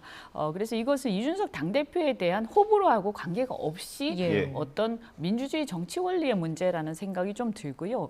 그래서 이게 그러나 이제 어쨌든 어제 의총에서 예. 비상 상황이라고 정치적으로 규정을 해버렸어요. 네. 예. 그래서 이것을 또 무시할 수도 없지 않습니까? 그래서 타협안을 제시를 하자면 일단 비상 상황이라고 의총에서 제시를 했으니까 비대위로 가기는 가되 그러면 이준석 대표가 문제는 뭐냐면 징계 기간이 끝나기 전에 대체적으로 우리가 예상하건대 수사 결과 나올 거라고 보지 않습니까? 네. 그러면 그 수사 결과를 보고 조기 전대 여부를 결정하는 게 맞지 않겠느냐. 그래서 수사 결과에서 만약에 불기소가 나왔다. 조기 전대를 해서 새로운 대표를 뽑았는데 불기소가 돼버렸다. 예. 이러면 이거 굉장히 난감한 상황이 되고 당 내부의 혼선과 국민들에 대한 불신은 이루 말할 수가 없을 겁니다. 예. 그래서 그거 몇 달 안 되니까 그때까지는 전대 좀 기다리는 게 맞다라고 아마 대부분의 국민들이 생각하실 것 같고요. 당내에서는 여러 가지 논란은 있을 것 같습니다만 그 부분은 설득이 좀 어렵지 않겠는가 국민들을 그런 생각이 듭니다. 그래서 그 부분은 아마 이제 전국위에서 아마 갑론을박이 있을 거로 예상이 됩니다. 예. 그리고 또 하나는 마지막으로 제가 말씀드리고 싶은 것은 우리가 정권 교체를 할 때는 여러 세력이 연합해서 정권 교체를 했습니다. 2030 세대와 6070 세대가 연합을 했잖아요. 그리고 또 우리가 모든 정권 교체를 할 때는 여러 세력들이 연합해서 집권을 하는데 이 집권 세력들이 연합한 세력들이 깨지게 되면 지지율이 떨어지면서 내임덕이 오는 거거든요. 지금 그런 현상이 일어나고 있다. 그렇다면 이 2030 세력에 물론 모두가 이준석 대표가 지지를 받았던 것은 아니지만 그래도 상징적인 인물이기 때문에 이런 어떤 세력을 상징하는 여러 연합 세력의 대표자들하고 그래도 어떤 연합의 정치 또는 통합의 정치를 보여줄 수 있는 그래서 이게 뭐 우리 민주당 쪽에서는 죽고 죽이는 관계다 이렇게 말씀하시죠. 물론 권력 관계 그렇습니다만 그러나 국민들을 위해서는 우리가 서로 싫어도 때로는 손을 잡는 게 정치다라고 저는 생각을 합니다. 예. 이준석 대표가 한동안 자명을 하다가요. 이 며칠 사이에 좀 SNS에 메시지를 많이 올리고 있습니다. 지금 비대위로 넘어가는 단계에 있는데 어떻게 대응할 거라고 보세요? 사실상 방법이 없죠. 예. 지금 SNS 올리고 제주도에 가서 자신을 지지하는 당원들을 만나고 뭐 이게 뭐 울릉도도 가고 포항도 가고 뭐 하시던데 사실은 전부 부질없는 짓이죠. 예. 의미가 없습니다. 왜 그러냐면 대통령의 뜻이 이미 명확해졌습니다. 내부 총질하는 이준석 당대표 함께 가지 못한다. 그리고 이것이 국민의힘 내 윤핵관들에 의해서 관철이 되기 시작했습니다. 지금 보세요. 꼼수와 절차적 과정이 여러 논란이 있음에도 불구하고 결국은 비대위로 전환하는 것. 이것은 이준석 당대표의 국민의힘 당대표로서의 어떤 복귀를 원천봉쇄하는 것이고 그리고 아예 국민의힘 당적으로 정치를 할 수 있는 길을 원천봉쇄하는 수순을 밟아가고 있는 것입니다. 그렇기 때문에 힘으로 밀어붙이고 있는 것이죠. 지금 힘으로. 대통령과 윤핵관들이 힘으로 밀어붙이는데 이준석 대표가 신이 아닌 이상 어떻게 당하겠습니까? 그러니까 다 부질없는 짓이고 지금 하는 것이 방법이 없습니다. 사실은. 그렇기 때문에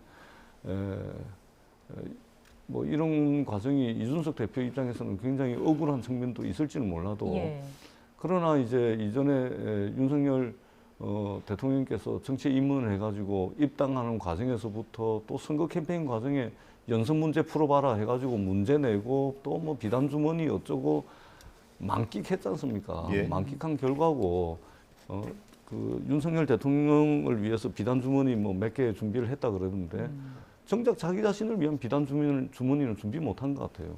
그러니까 이준석 대표 입장에서는 자업자득적 성격이 강하고 그다음에 윤석열 대통령 입장에서는 토사구팽하는 것이죠. 그래서 이 지점에서 저는 일단락 될 거라고 보고 있고 그러나 두고 집권 여당 국민의힘에는 커다란 상처로 아물지 않는 상처로 틈만 보이면은 다시 불거져 나올 수밖에 없는 그런 흔적으로 남을 것이다.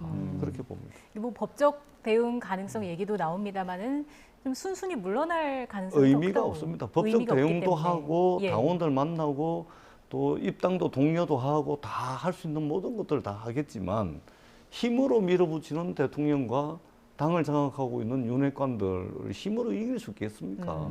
불가능한 것이죠. 예. 이준석 당대표의 당 복귀는 원천봉쇄 될 것이다. 저는 그렇게 봅니다.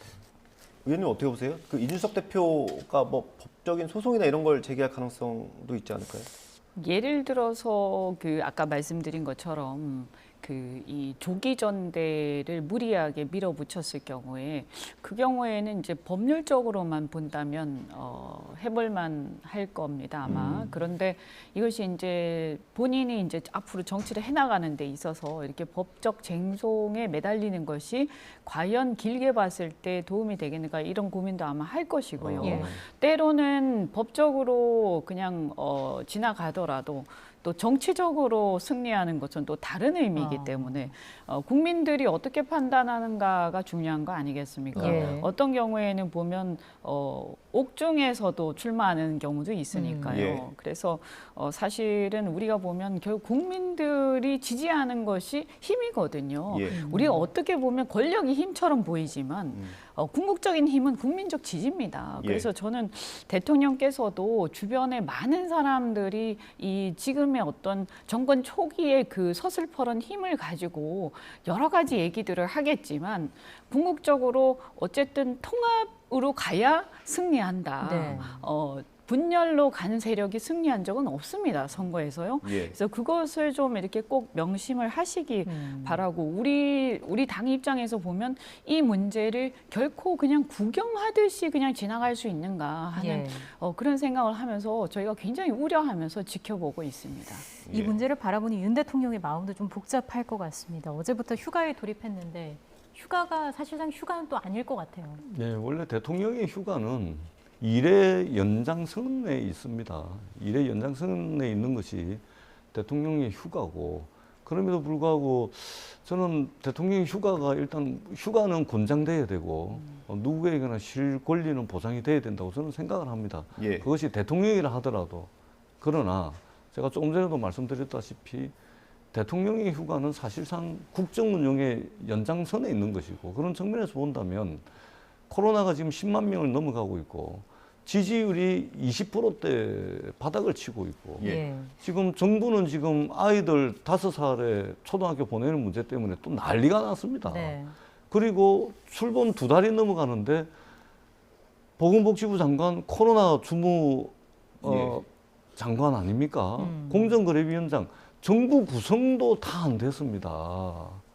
당은 또 지금 권력 투쟁한다고 정신이 없습니다. 그런데 이럴 때 과연 대통령께서 휴가를 가는 게 저는 좀 이해가 잘 안 됩니다. 역대 대통령들을 보면 이거보다도 더 덜한 문제에 있어서도 휴가를 사실상 반납하고 국정 운영에 또는 이 돌파구를 찾기 위해서 몰두를 해왔던 것이 역대 대통령들의 모습이었습니다. 네.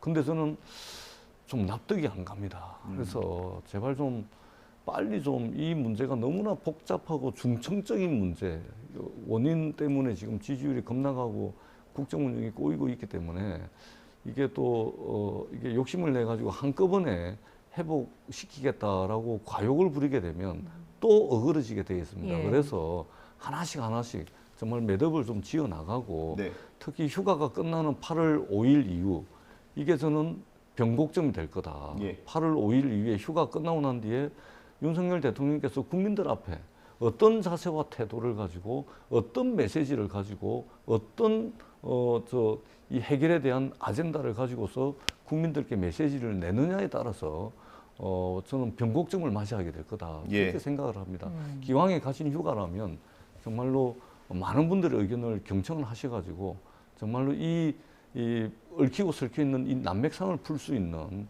멋진 구상을 가지고 돌아오셨으면 좋겠다라는 기대를 가지고 있습니다. 예, 말씀하신 것처럼 휴가에서 돌아올 때 어떤 메시지를 가져올지 관심이 되는데 사실 대통령의 메시지는 뭐 말로 하는 것도 있지만 그 인사를 통해서 메시지를 던지기도 하지 않습니까? 여권에서는 사실 대통령실 개편 그리고 내각 법계 어떤 개편을 요구하는 목소리가 나오고 있습니다. 오늘 하태경, 조경태 의원 인터뷰를 준비했습니다. 한번 들어보겠습니다. 행정부 장관에 대해서는 저는 인적 쇄신에 같이 포함시켜야 된다 이렇게 보고 있습니다. 불필요한 그 어떤 자본, 사실은 소통의 부재거든요. 네, 교육부 장관도 뭐 갑자기 뜬금없이 만 5세부터 의무교육 한다고 하니까 지금 학부모와 또 여러 단체에서 지금 박하고 있는 거 아니겠습니까?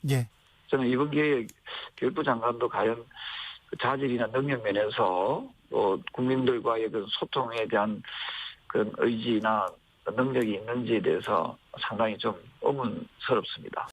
저도 비서실에서 최소한 누군가는 책임을 지는 사람이 나와야 된다고 보고요. 그럼 뭐 저희들 뭐 당대표 대행이 그만뒀는데 같은 급의 그 비서실장 정도는 그러면 비서실장이네요. 비서실장 정도는 책임을 져야 되는 거 아닌가 싶습니다. 하태경 의원 같은 경우는 비서실장 정도가 책임을 져야 된다 이런 얘기까지 했습니다. 의원님 어떻게 생각하세요? 지금 비서실 같은 경우에는 저는 총체적 난맥상이라고 보거든요. 그래서 뭐 실장이 뭐 대표로 책임지고 이런 문제가 아니고요. 지금 문제가 발생한 여러 군데가 있습니다. 지금 정무적 부분들, 그 다음에 이 어떤 소통 문제, 이 도어 스태핑 과정에서도 그렇고요. 그 다음에 또 보면 지나치게 이렇게 검찰 인사가 편중돼 있다 이런 것들도 있지 않습니까? 그래서 그런 부분들을 전면적으로 쇄신해야 된다는 생각이 좀 들고요.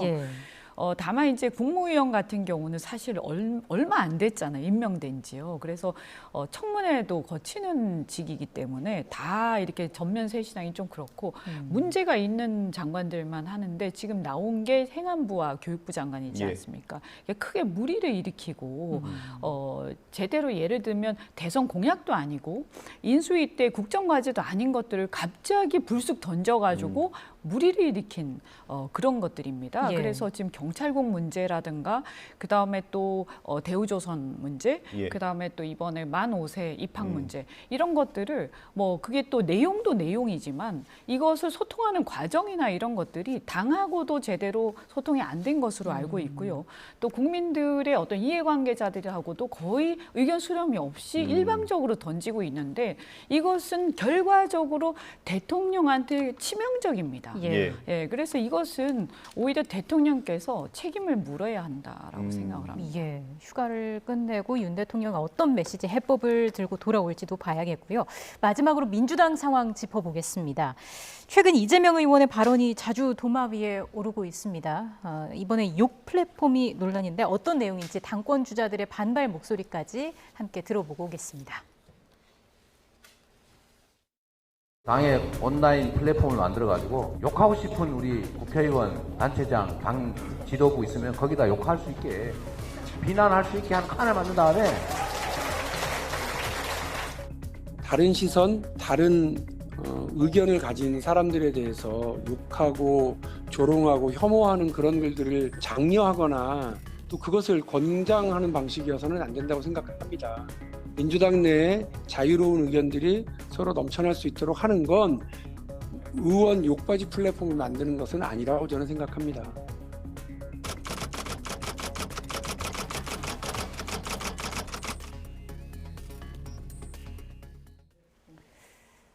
욕 플랫폼, 그러니까 이재명 의원이 강성 당원들의 문자 폭탄을 개선하기 위한 취지로 욕 플랫폼을 제안한 거다. 취지가 왜곡됐다. 이렇게도 얘기를 하고 있는데 여기에 대한 생각을 듣고 싶습니다. 뭐 환장할 일이죠. 이게 뭐 한두 번도 아니고 저는 이재명 의원이 이제 1,600만 표 이상을 득표했던 역대 민주당의 대선 후보 중에 가장 많은 득표를 하셨던 분입니다. 그리고 대선에 떨어졌고요. 국민들이 이재명 의원에게 기대하는 것은 더 성숙해졌구나. 믿고 맡겨도 되겠구나. 뭔가 좀 이런 이제 느낌을 줘야 되는 겁니다. 그러니까 눈빛은 조금 더 따뜻하게, 그다음에 이게 메시지는 더 포용적으로, 그리고 자세와 태도는 더 겸손하게, 이래야 국민들께 더 많은 확신과 믿음을 줄 수 있는 거 아니겠습니까? 이재명 의원의 말씀은 그 취지는 제가 100번 공감하고 너무나 잘 압니다. 왜냐하면 이 21세기에 민주당이든 국민의힘이든 온라인 기반의 플랫폼 정당으로 나가야 되는 것은 우리의 과제입니다. 예. 반드시 온라인 기반 플랫폼 정당으로 가야 됩니다. 국민의힘도 그렇고 민주당도 그렇고 예. 그래서 당원들의 의견을 제대로 수렴하고 당원들의 의견에 대해서 반응할 수 있는 민주당이 돼야 됩니다. 그러나 그 온라인 플랫폼 정당 이야기를 하면서 사례를 욕을 해가지고 욕 제일 많이 먹은 국회의원 1등을 뽑고 욕을 제일 많이 먹은 항의 문자를 제일 많이 받은 사람 1등 국회의원을 공개를 하자. 예. 이건 가당치 않은 말씀이죠. 정치인의 말씀은 별도의 해명과 별도의 설명, 추가 설명이 필요 없는 국민들이 들었을 때 네. 아, 이런 뜻이구나 라는 메시지로 말씀을 하셔야지 자꾸만 설명해야 되고 왜곡됐다 그러고 예. 다시 바로잡아서 이야기해야 되는 이런 과정을 거치는 것은 저는 도움이 안 된다. 이재명 의원께서 한 번쯤 메시지에 대해서 한 번쯤 돌아볼 필요가 있다. 예. 이렇게 생각을 합니다. 마지막으로 하실 네. 말씀.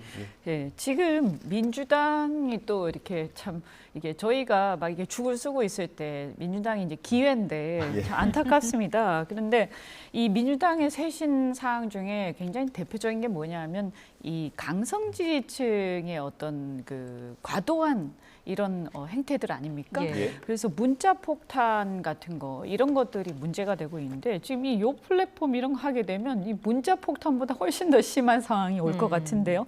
이제 앞으로는 저는 지도자들이 이 민주주의가 자칫 야만적인 어떤 대중 독재로 흐르지 않도록 뭔가 지성을 갖다가 이 대중의 어떤 집단 지성을 좀 더 북돋을 수 있는 그런 게 필요하다라고 생각하는데 예. 과연 그 의미에서 볼 때, 그 관점에서 볼 때 이재명 후보가 그런 지도자인가 좀 의심스럽고 저희 입장에서는 저희도 죽쓰고 있지만 이재명 후보가 계시니까 그나마 다행이다 이런 얘기가 나올 정도입니다. 근데 참 이래서는 안 되는 거 아닙니까? 그래서 제발 잘 하셔서 예. 저희가 정신을 바짝 차리도록 그렇게 좀 해주시길 바랍니다. 알겠습니다. 오늘 전국 대담 여기서 마무리하고요. 한 가지만 짚고 넘어가겠습니다. 대담 시작할 때 제가 전재수 민주당 의원, 이현주 전 의원이라고 소개를 해드렸는데 이 전 의원님께서 조용히 문제 제기를 해주셨어요. 전 의원인데 뭐가 빠졌다. 이현주 전 국민의힘 의원 그리고 전재수 민주당 의원과 함께했습니다. 오늘 말씀 잘 들었습니다. 네, 고맙습니다. 고맙습니다.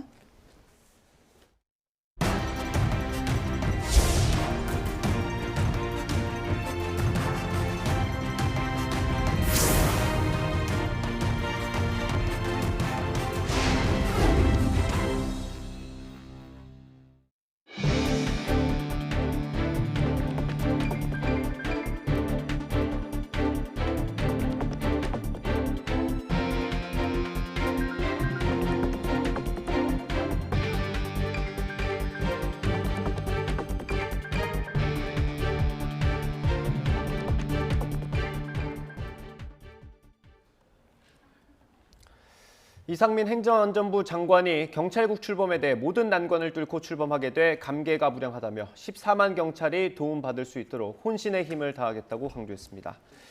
이 장관은 오늘 오전 정부 서울청사에서 국무회의를 마친 뒤 같은 청사 3층에 마련된 경찰국 사무실을 방문해 이같이 밝혔습니다. 이 장관은 거원들에게 국민이 실망하지 않고 14만 경찰이 도움을 받을 수 있도록 노력하자며 장관 본인도 혼신의 힘을 다하겠다고 강조했습니다. 국가경찰위원회는 행정안전부 경찰국이 법적 문제점을 그대로 아는 채 출범했다며 유감을 표했습니다. 그러면서 앞으로 경찰 정책에 대한 견제를 충실히 하고 치안 행정의 적법성 회복 방안을 적극적으로 검토하겠다고 강조했습니다. 김호철 국가경찰위원회 위원장의 말을 직접 들어보시겠습니다. 경찰국이 업무를 수행하게 될 경찰청장 지휘에 대한 규칙, 불령의 위법성에 대한 논란이 지속되는 가운데 시행을 하게 됩니다. 치안행정의 적법성이 의심받고 국민들께서 우려하는 상황이 지속되는 상황이기 때문에 저희 국가경찰위원회는 헌법과 법률이 정하는 바에 따라서 적법성을 회복할 수 있는 방안이 무엇인지 현재 적극 검토 중에 있습니다. 일반 치안 사무를 관장이 관장하게 되는 결과가 초래되어서는 안 된다. 심의 의결 과정에서도 그 부분에 가장 중요한 기준을 정하고 검토를 해 나갈 것입니다.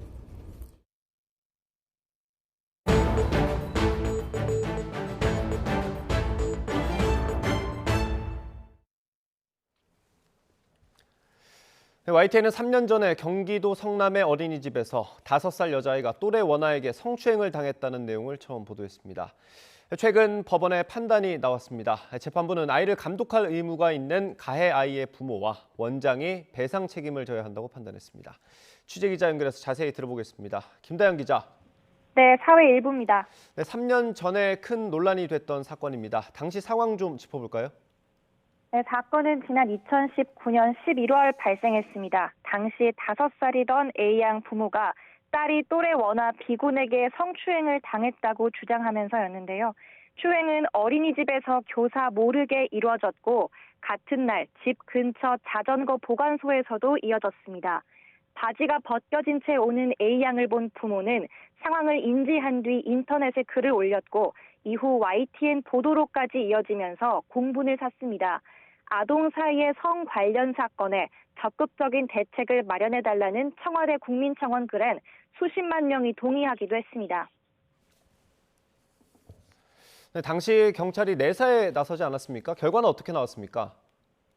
네, 여론이 집중되자 경찰도 사실관계와 어린이집의 방임 여부 등을 확인하기 위해 내사에 들어갔습니다. 당시 경찰은 CCTV 분석과 어린이집 교사 등 관련자 조사 뒤 넉 달 만에 내사를 마무리했는데요.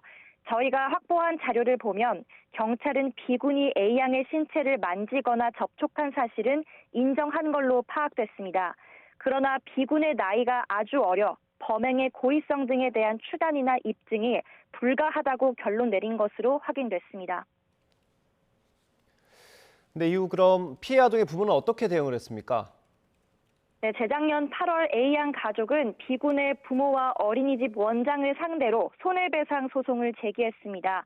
현행법상 나이가 어린 B군을 형사적으로 고소할 수 없는 만큼 어른인 부모와 원장을 상대로 민사소송을 낸 겁니다.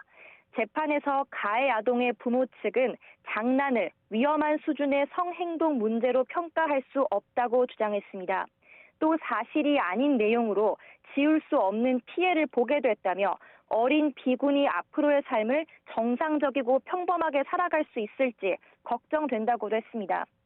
원장 측은 CCTV상으로 추행 장면을 확인할 수 없을 뿐더러 담당 선생님이 항상 지켜보고 있는 상황에서 그런 일이 일어날 수 없다고 선을 그었습니다.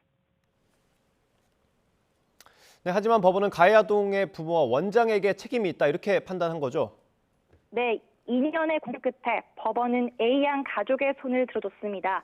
재판부는 A양과 부모를 신체적, 정신적으로 다치게 한 문제 행동을 위법한 가해 행위로 규정했습니다. 그러면서 그 책임은 분별 능력이 없는 어린아이의 생활을 감독할 의무가 있는 부모가 져야 한다고 지적했습니다. 또 담당 교사의 감독 소홀도 문제 삼았습니다.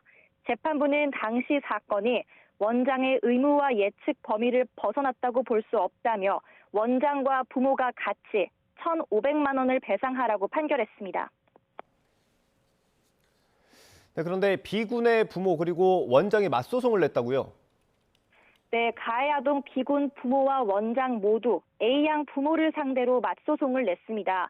허위 사실로 명예가 훼손됐다는 취지였는데 모두 받아들여지지 않았습니다.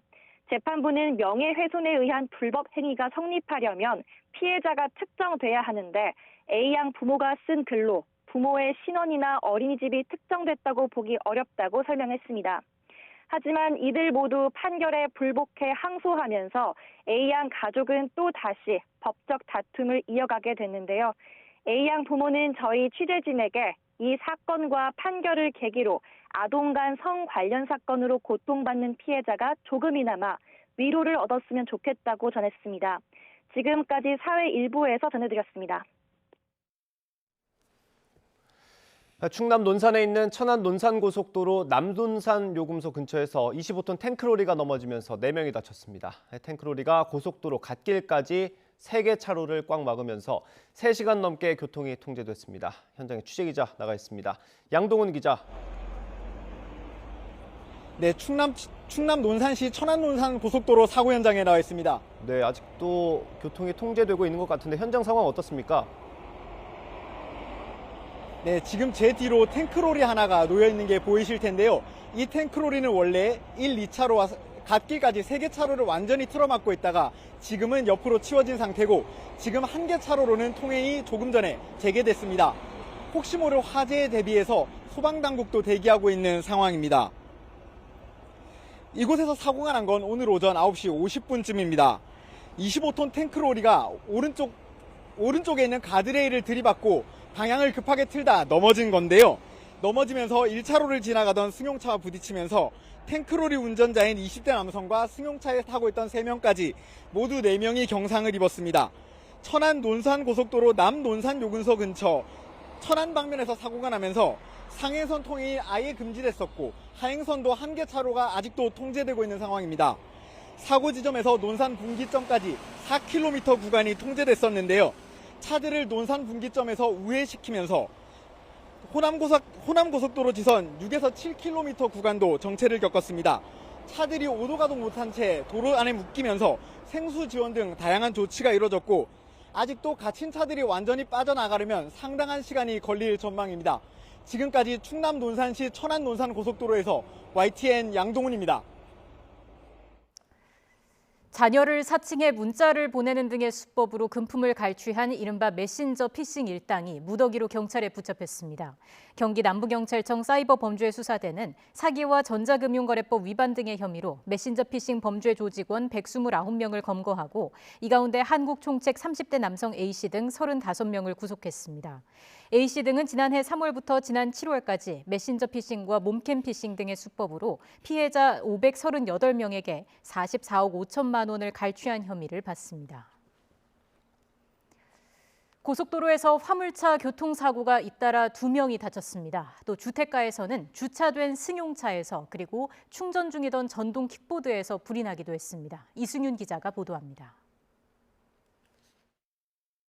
고속도로 갓길이 사고를 수습하려고 몰려든 차들로 분주합니다. 경부고속도로 용인시 남사면 버스 정류장 부근에서 1톤 화물차가 옆으로 넘어져 20대 운전자가 다쳤습니다. 경찰은 화물차의 타이어가 갑자기 터지면서 사고가 난 것으로 보고 있습니다. 동해고속도로에선 화물차가 앞서가던 승용차를 들이받아 화물차 운전자 60대 남성이 다쳤습니다. 경찰은 화물차 운전자가 졸음운전을 하다가 사고를 낸 것으로 보고 있습니다.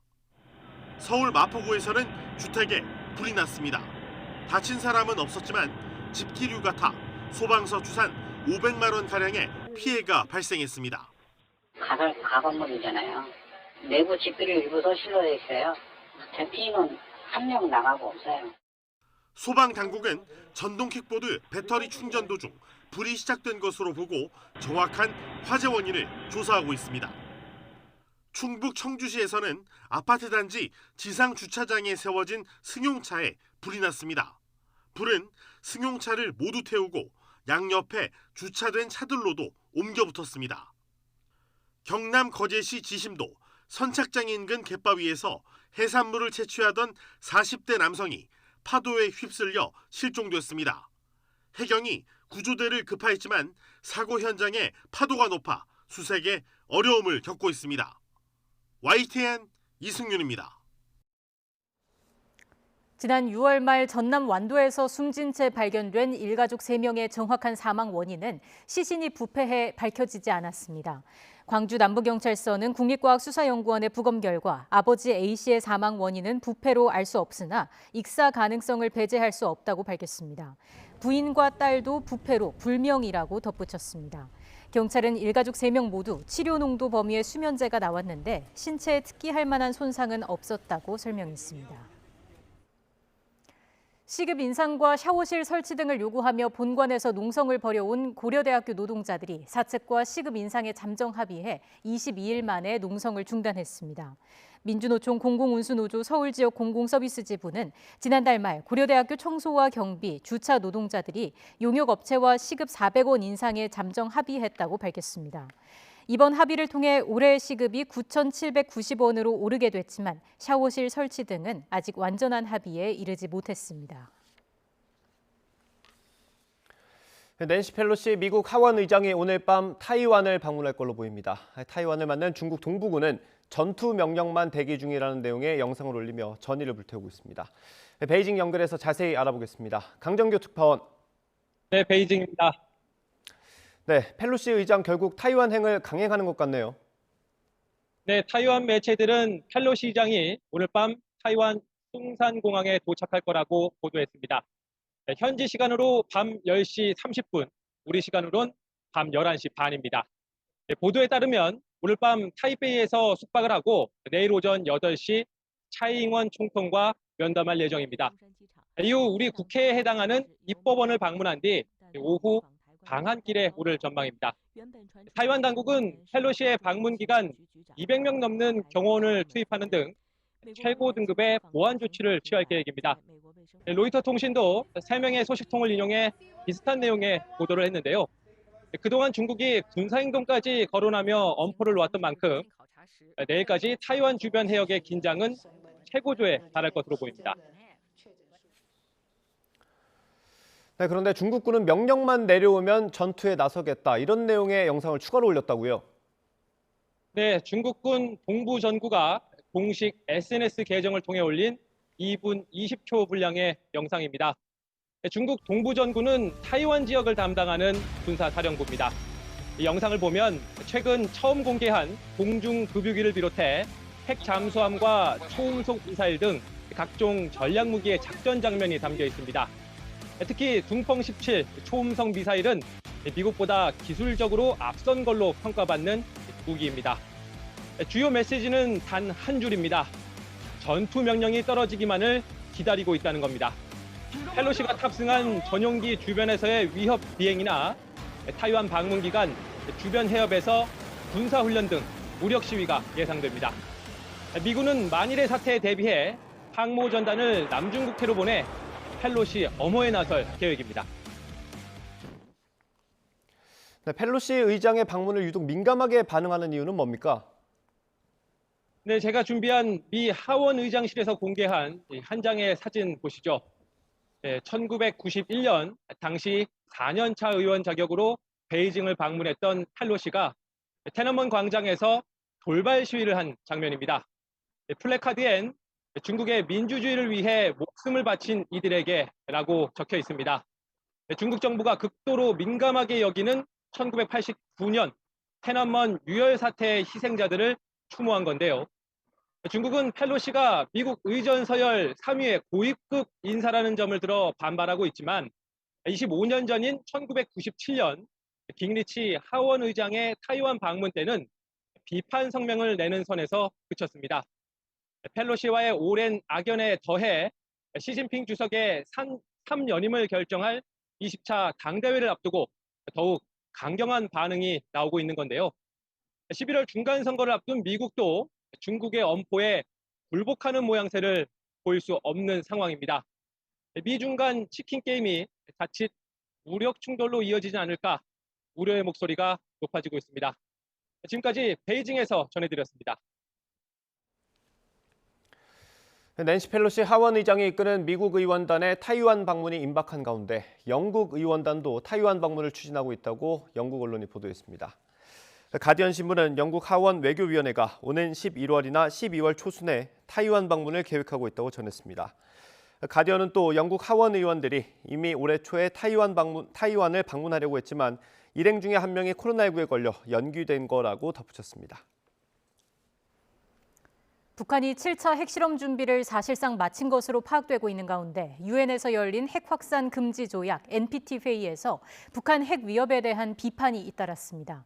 불법적인 북한 핵 프로그램 확대를 멈추고 비핵화에 나설 것을 촉구하는 목소리가 곳곳에서 터져나왔습니다. 워싱턴에서 권준기 기자의 보도입니다. 코로나로 2년 연기되면서 7년 만에 개최된 핵 확산 금지 조약 NPT 평가 회의.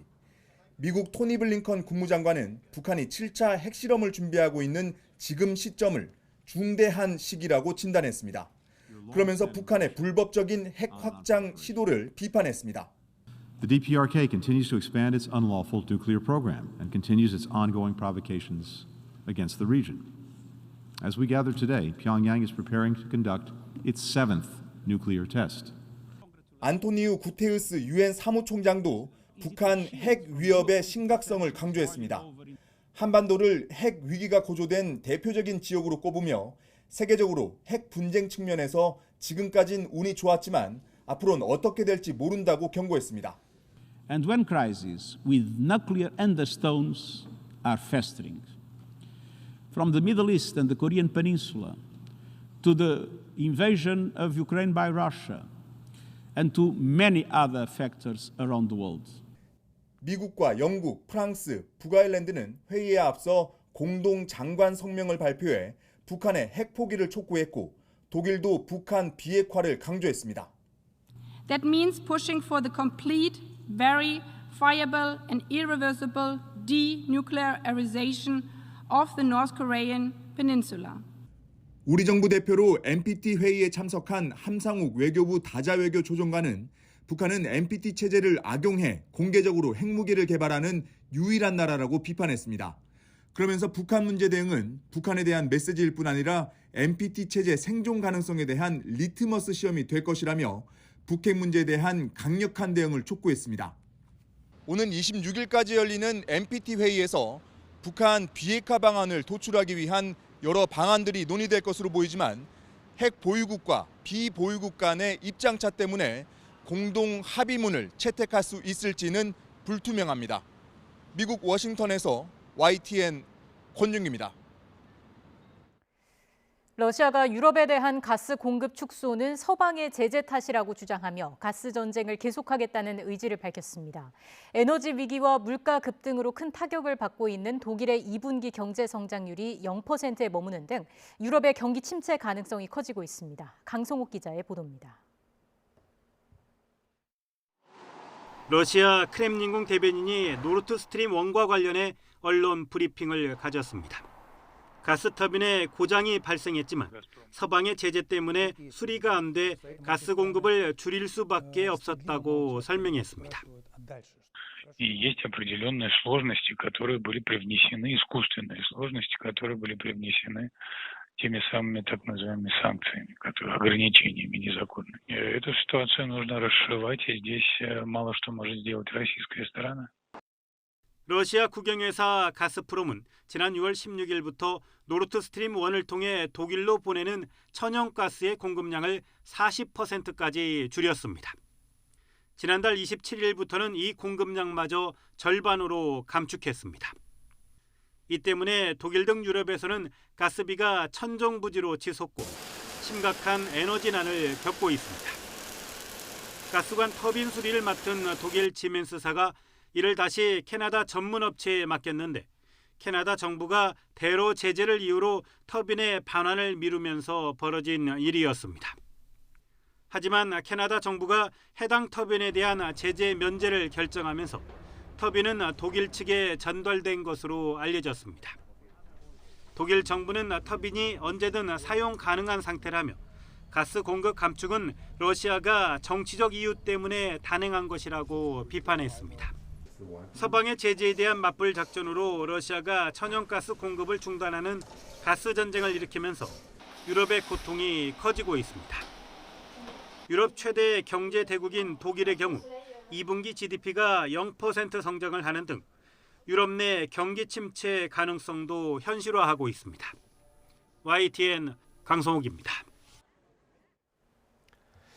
국내 한 벤처기업이 세계 최고 기술로 평가받는 의료기기를 개발했습니다. 연구진의 오랜 노력이 결실을 맺었는데 지자체의 지원 사업도 큰 도움이 됐다고 합니다. 보도에 김학무 기자입니다. 다리와 허리 통증을 앓는 환자가 네모반 듯한 상자에 눕습니다. 몸에 달라붙는 파란색 타이즈를 입었는데 상자 내부에 훈훈한 온기가 돌자 금세 땀이 납니다. 상자 내부의 센서가 온몸을 촬영해 컴퓨터로 전송하는데 땀이 나는 곳과 나지 않는 곳의 색이 확연히 다릅니다. 땀이 나지 않는 곳에 신경에 이상이 있어 통증을 유발하는 겁니다. 땀이 안 나는 부위가 있으면 그와 연결된 말초신경뿐만 아니고 뇌에서도 이상이 있다는 걸 우리가 알 수 있습니다. 파킨슨병이나 그 외 척수증, 척수가 망가지는 척수증, 그다음 디스크, 그다음 말초신경병증 이런 질환들을 우리가 진단하는 데 좀 더 많은 도움을 받을 수 있고요. 지금까지 몸의 통증이나 신경계 질환 검진을 위해서는 옷을 벗고 온몸에 시약을 바른 뒤 촬영하는 방법을 썼습니다. 하지만 번거로운 데다 꺼리는 환자가 많고 몸의 앞면만 촬영이 가능해 정확한 검진이 어려웠습니다. 이를 검진하기 위해 이 기기와 시스템을 개발했는데 파란색 타이즈를 개발하는 데만 4년, 전체 시스템을 완성하기까지 11년이 걸렸습니다. 디자인 개발을 위한 지자체의 지원도 큰 도움이 됐습니다. 지자체로부터 지원을 받아서 이제 검진기를 완성하게 됐고, 그래서 전신의 신경계통을 한 번에 95% 성공률로 검진할 수 있는 국가로부터 신의료기술 인증을 받은 세계 유일한 검진기를 할 수 있겠습니다. 지자체 지원으로 완성한 이 검진기는 현재 국내 유명 대학병원이 속속 도입하고 있고 앞으로 50조 원에 달하는 세계 시장에서도 각광받을 것으로 기대됩니다. YTN 김학무입니다. 서울은 하늘빛이 잔뜩 흐린 가운데 오락가락 비가 이어지고 있습니다. 비가 내려도 나름 무척 후텁지근한데요. 기온 자체는 높지 않지만 습도가 높은 탓에 체감온도가 30도를 웃돌고 있습니다. 또 폭염경보가 내려진 경북지방은 33도 안팎의 찜통더위가 기승을 부리고 있으니까요. 호우와 무더위가 교차하는 날씨 속에 건강 잃지 않도록 각별히 주의해 주시기 바랍니다. 현재 레이더 화면을 살펴보시면 내륙 곳곳에 산발적인 비구름이 분포해 있습니다. 반면 남부지방은 남해상에서 많은 수증기가 유입되면서 긴띠 형태의 비구름이 발달해 있는데요. 이 때문에 이 지역은 시간당 10mm 안팎의 다소 강한 비가 내리고 있습니다. 하지만 남부지방도 빗줄기가 점차 약해지겠고 곳곳에서 소강 상태를 보이는 곳도 있겠습니다. 다만 중서부 지역은 내일 오전까지, 남해안은 내일 늦은 오후까지 비가 이어지겠는데요. 경기 북부와 영서, 중북부 많은 곳에 80mm 이상의 비가 더 내리겠고요. 그 밖에 수도권과 영서, 남해안과 제주 산간에는 20에서 60mm의 비가 예상됩니다. 비가 내려도 33도 안팎의 무더위는 계속됩니다. 서울을 제외한 전국 곳곳에 폭염특보가 확대 강화한 가운데 오늘 서울 낮 기온 30도, 대전 32도, 대구는 33도까지 오르겠습니다. 내일 비가 그친 뒤에도 곳곳으로 소나기 소식이 잦겠고요. 당분간 찜통더위와 열대야가 계속될 전망입니다. 오늘 제주도와 남해안에는 너울성 파도가 높게 일겠습니다. 해안가 접근을 자제하는 등 안전사고에도 각별히 주의해 주시기 바랍니다. 지금까지 YTN 윤수민입니다. 이상으로 뉴스앤이슈 마치겠습니다. 잠시 뒤 더 뉴스가 방송됩니다. 시청해주신 여러분 고맙습니다.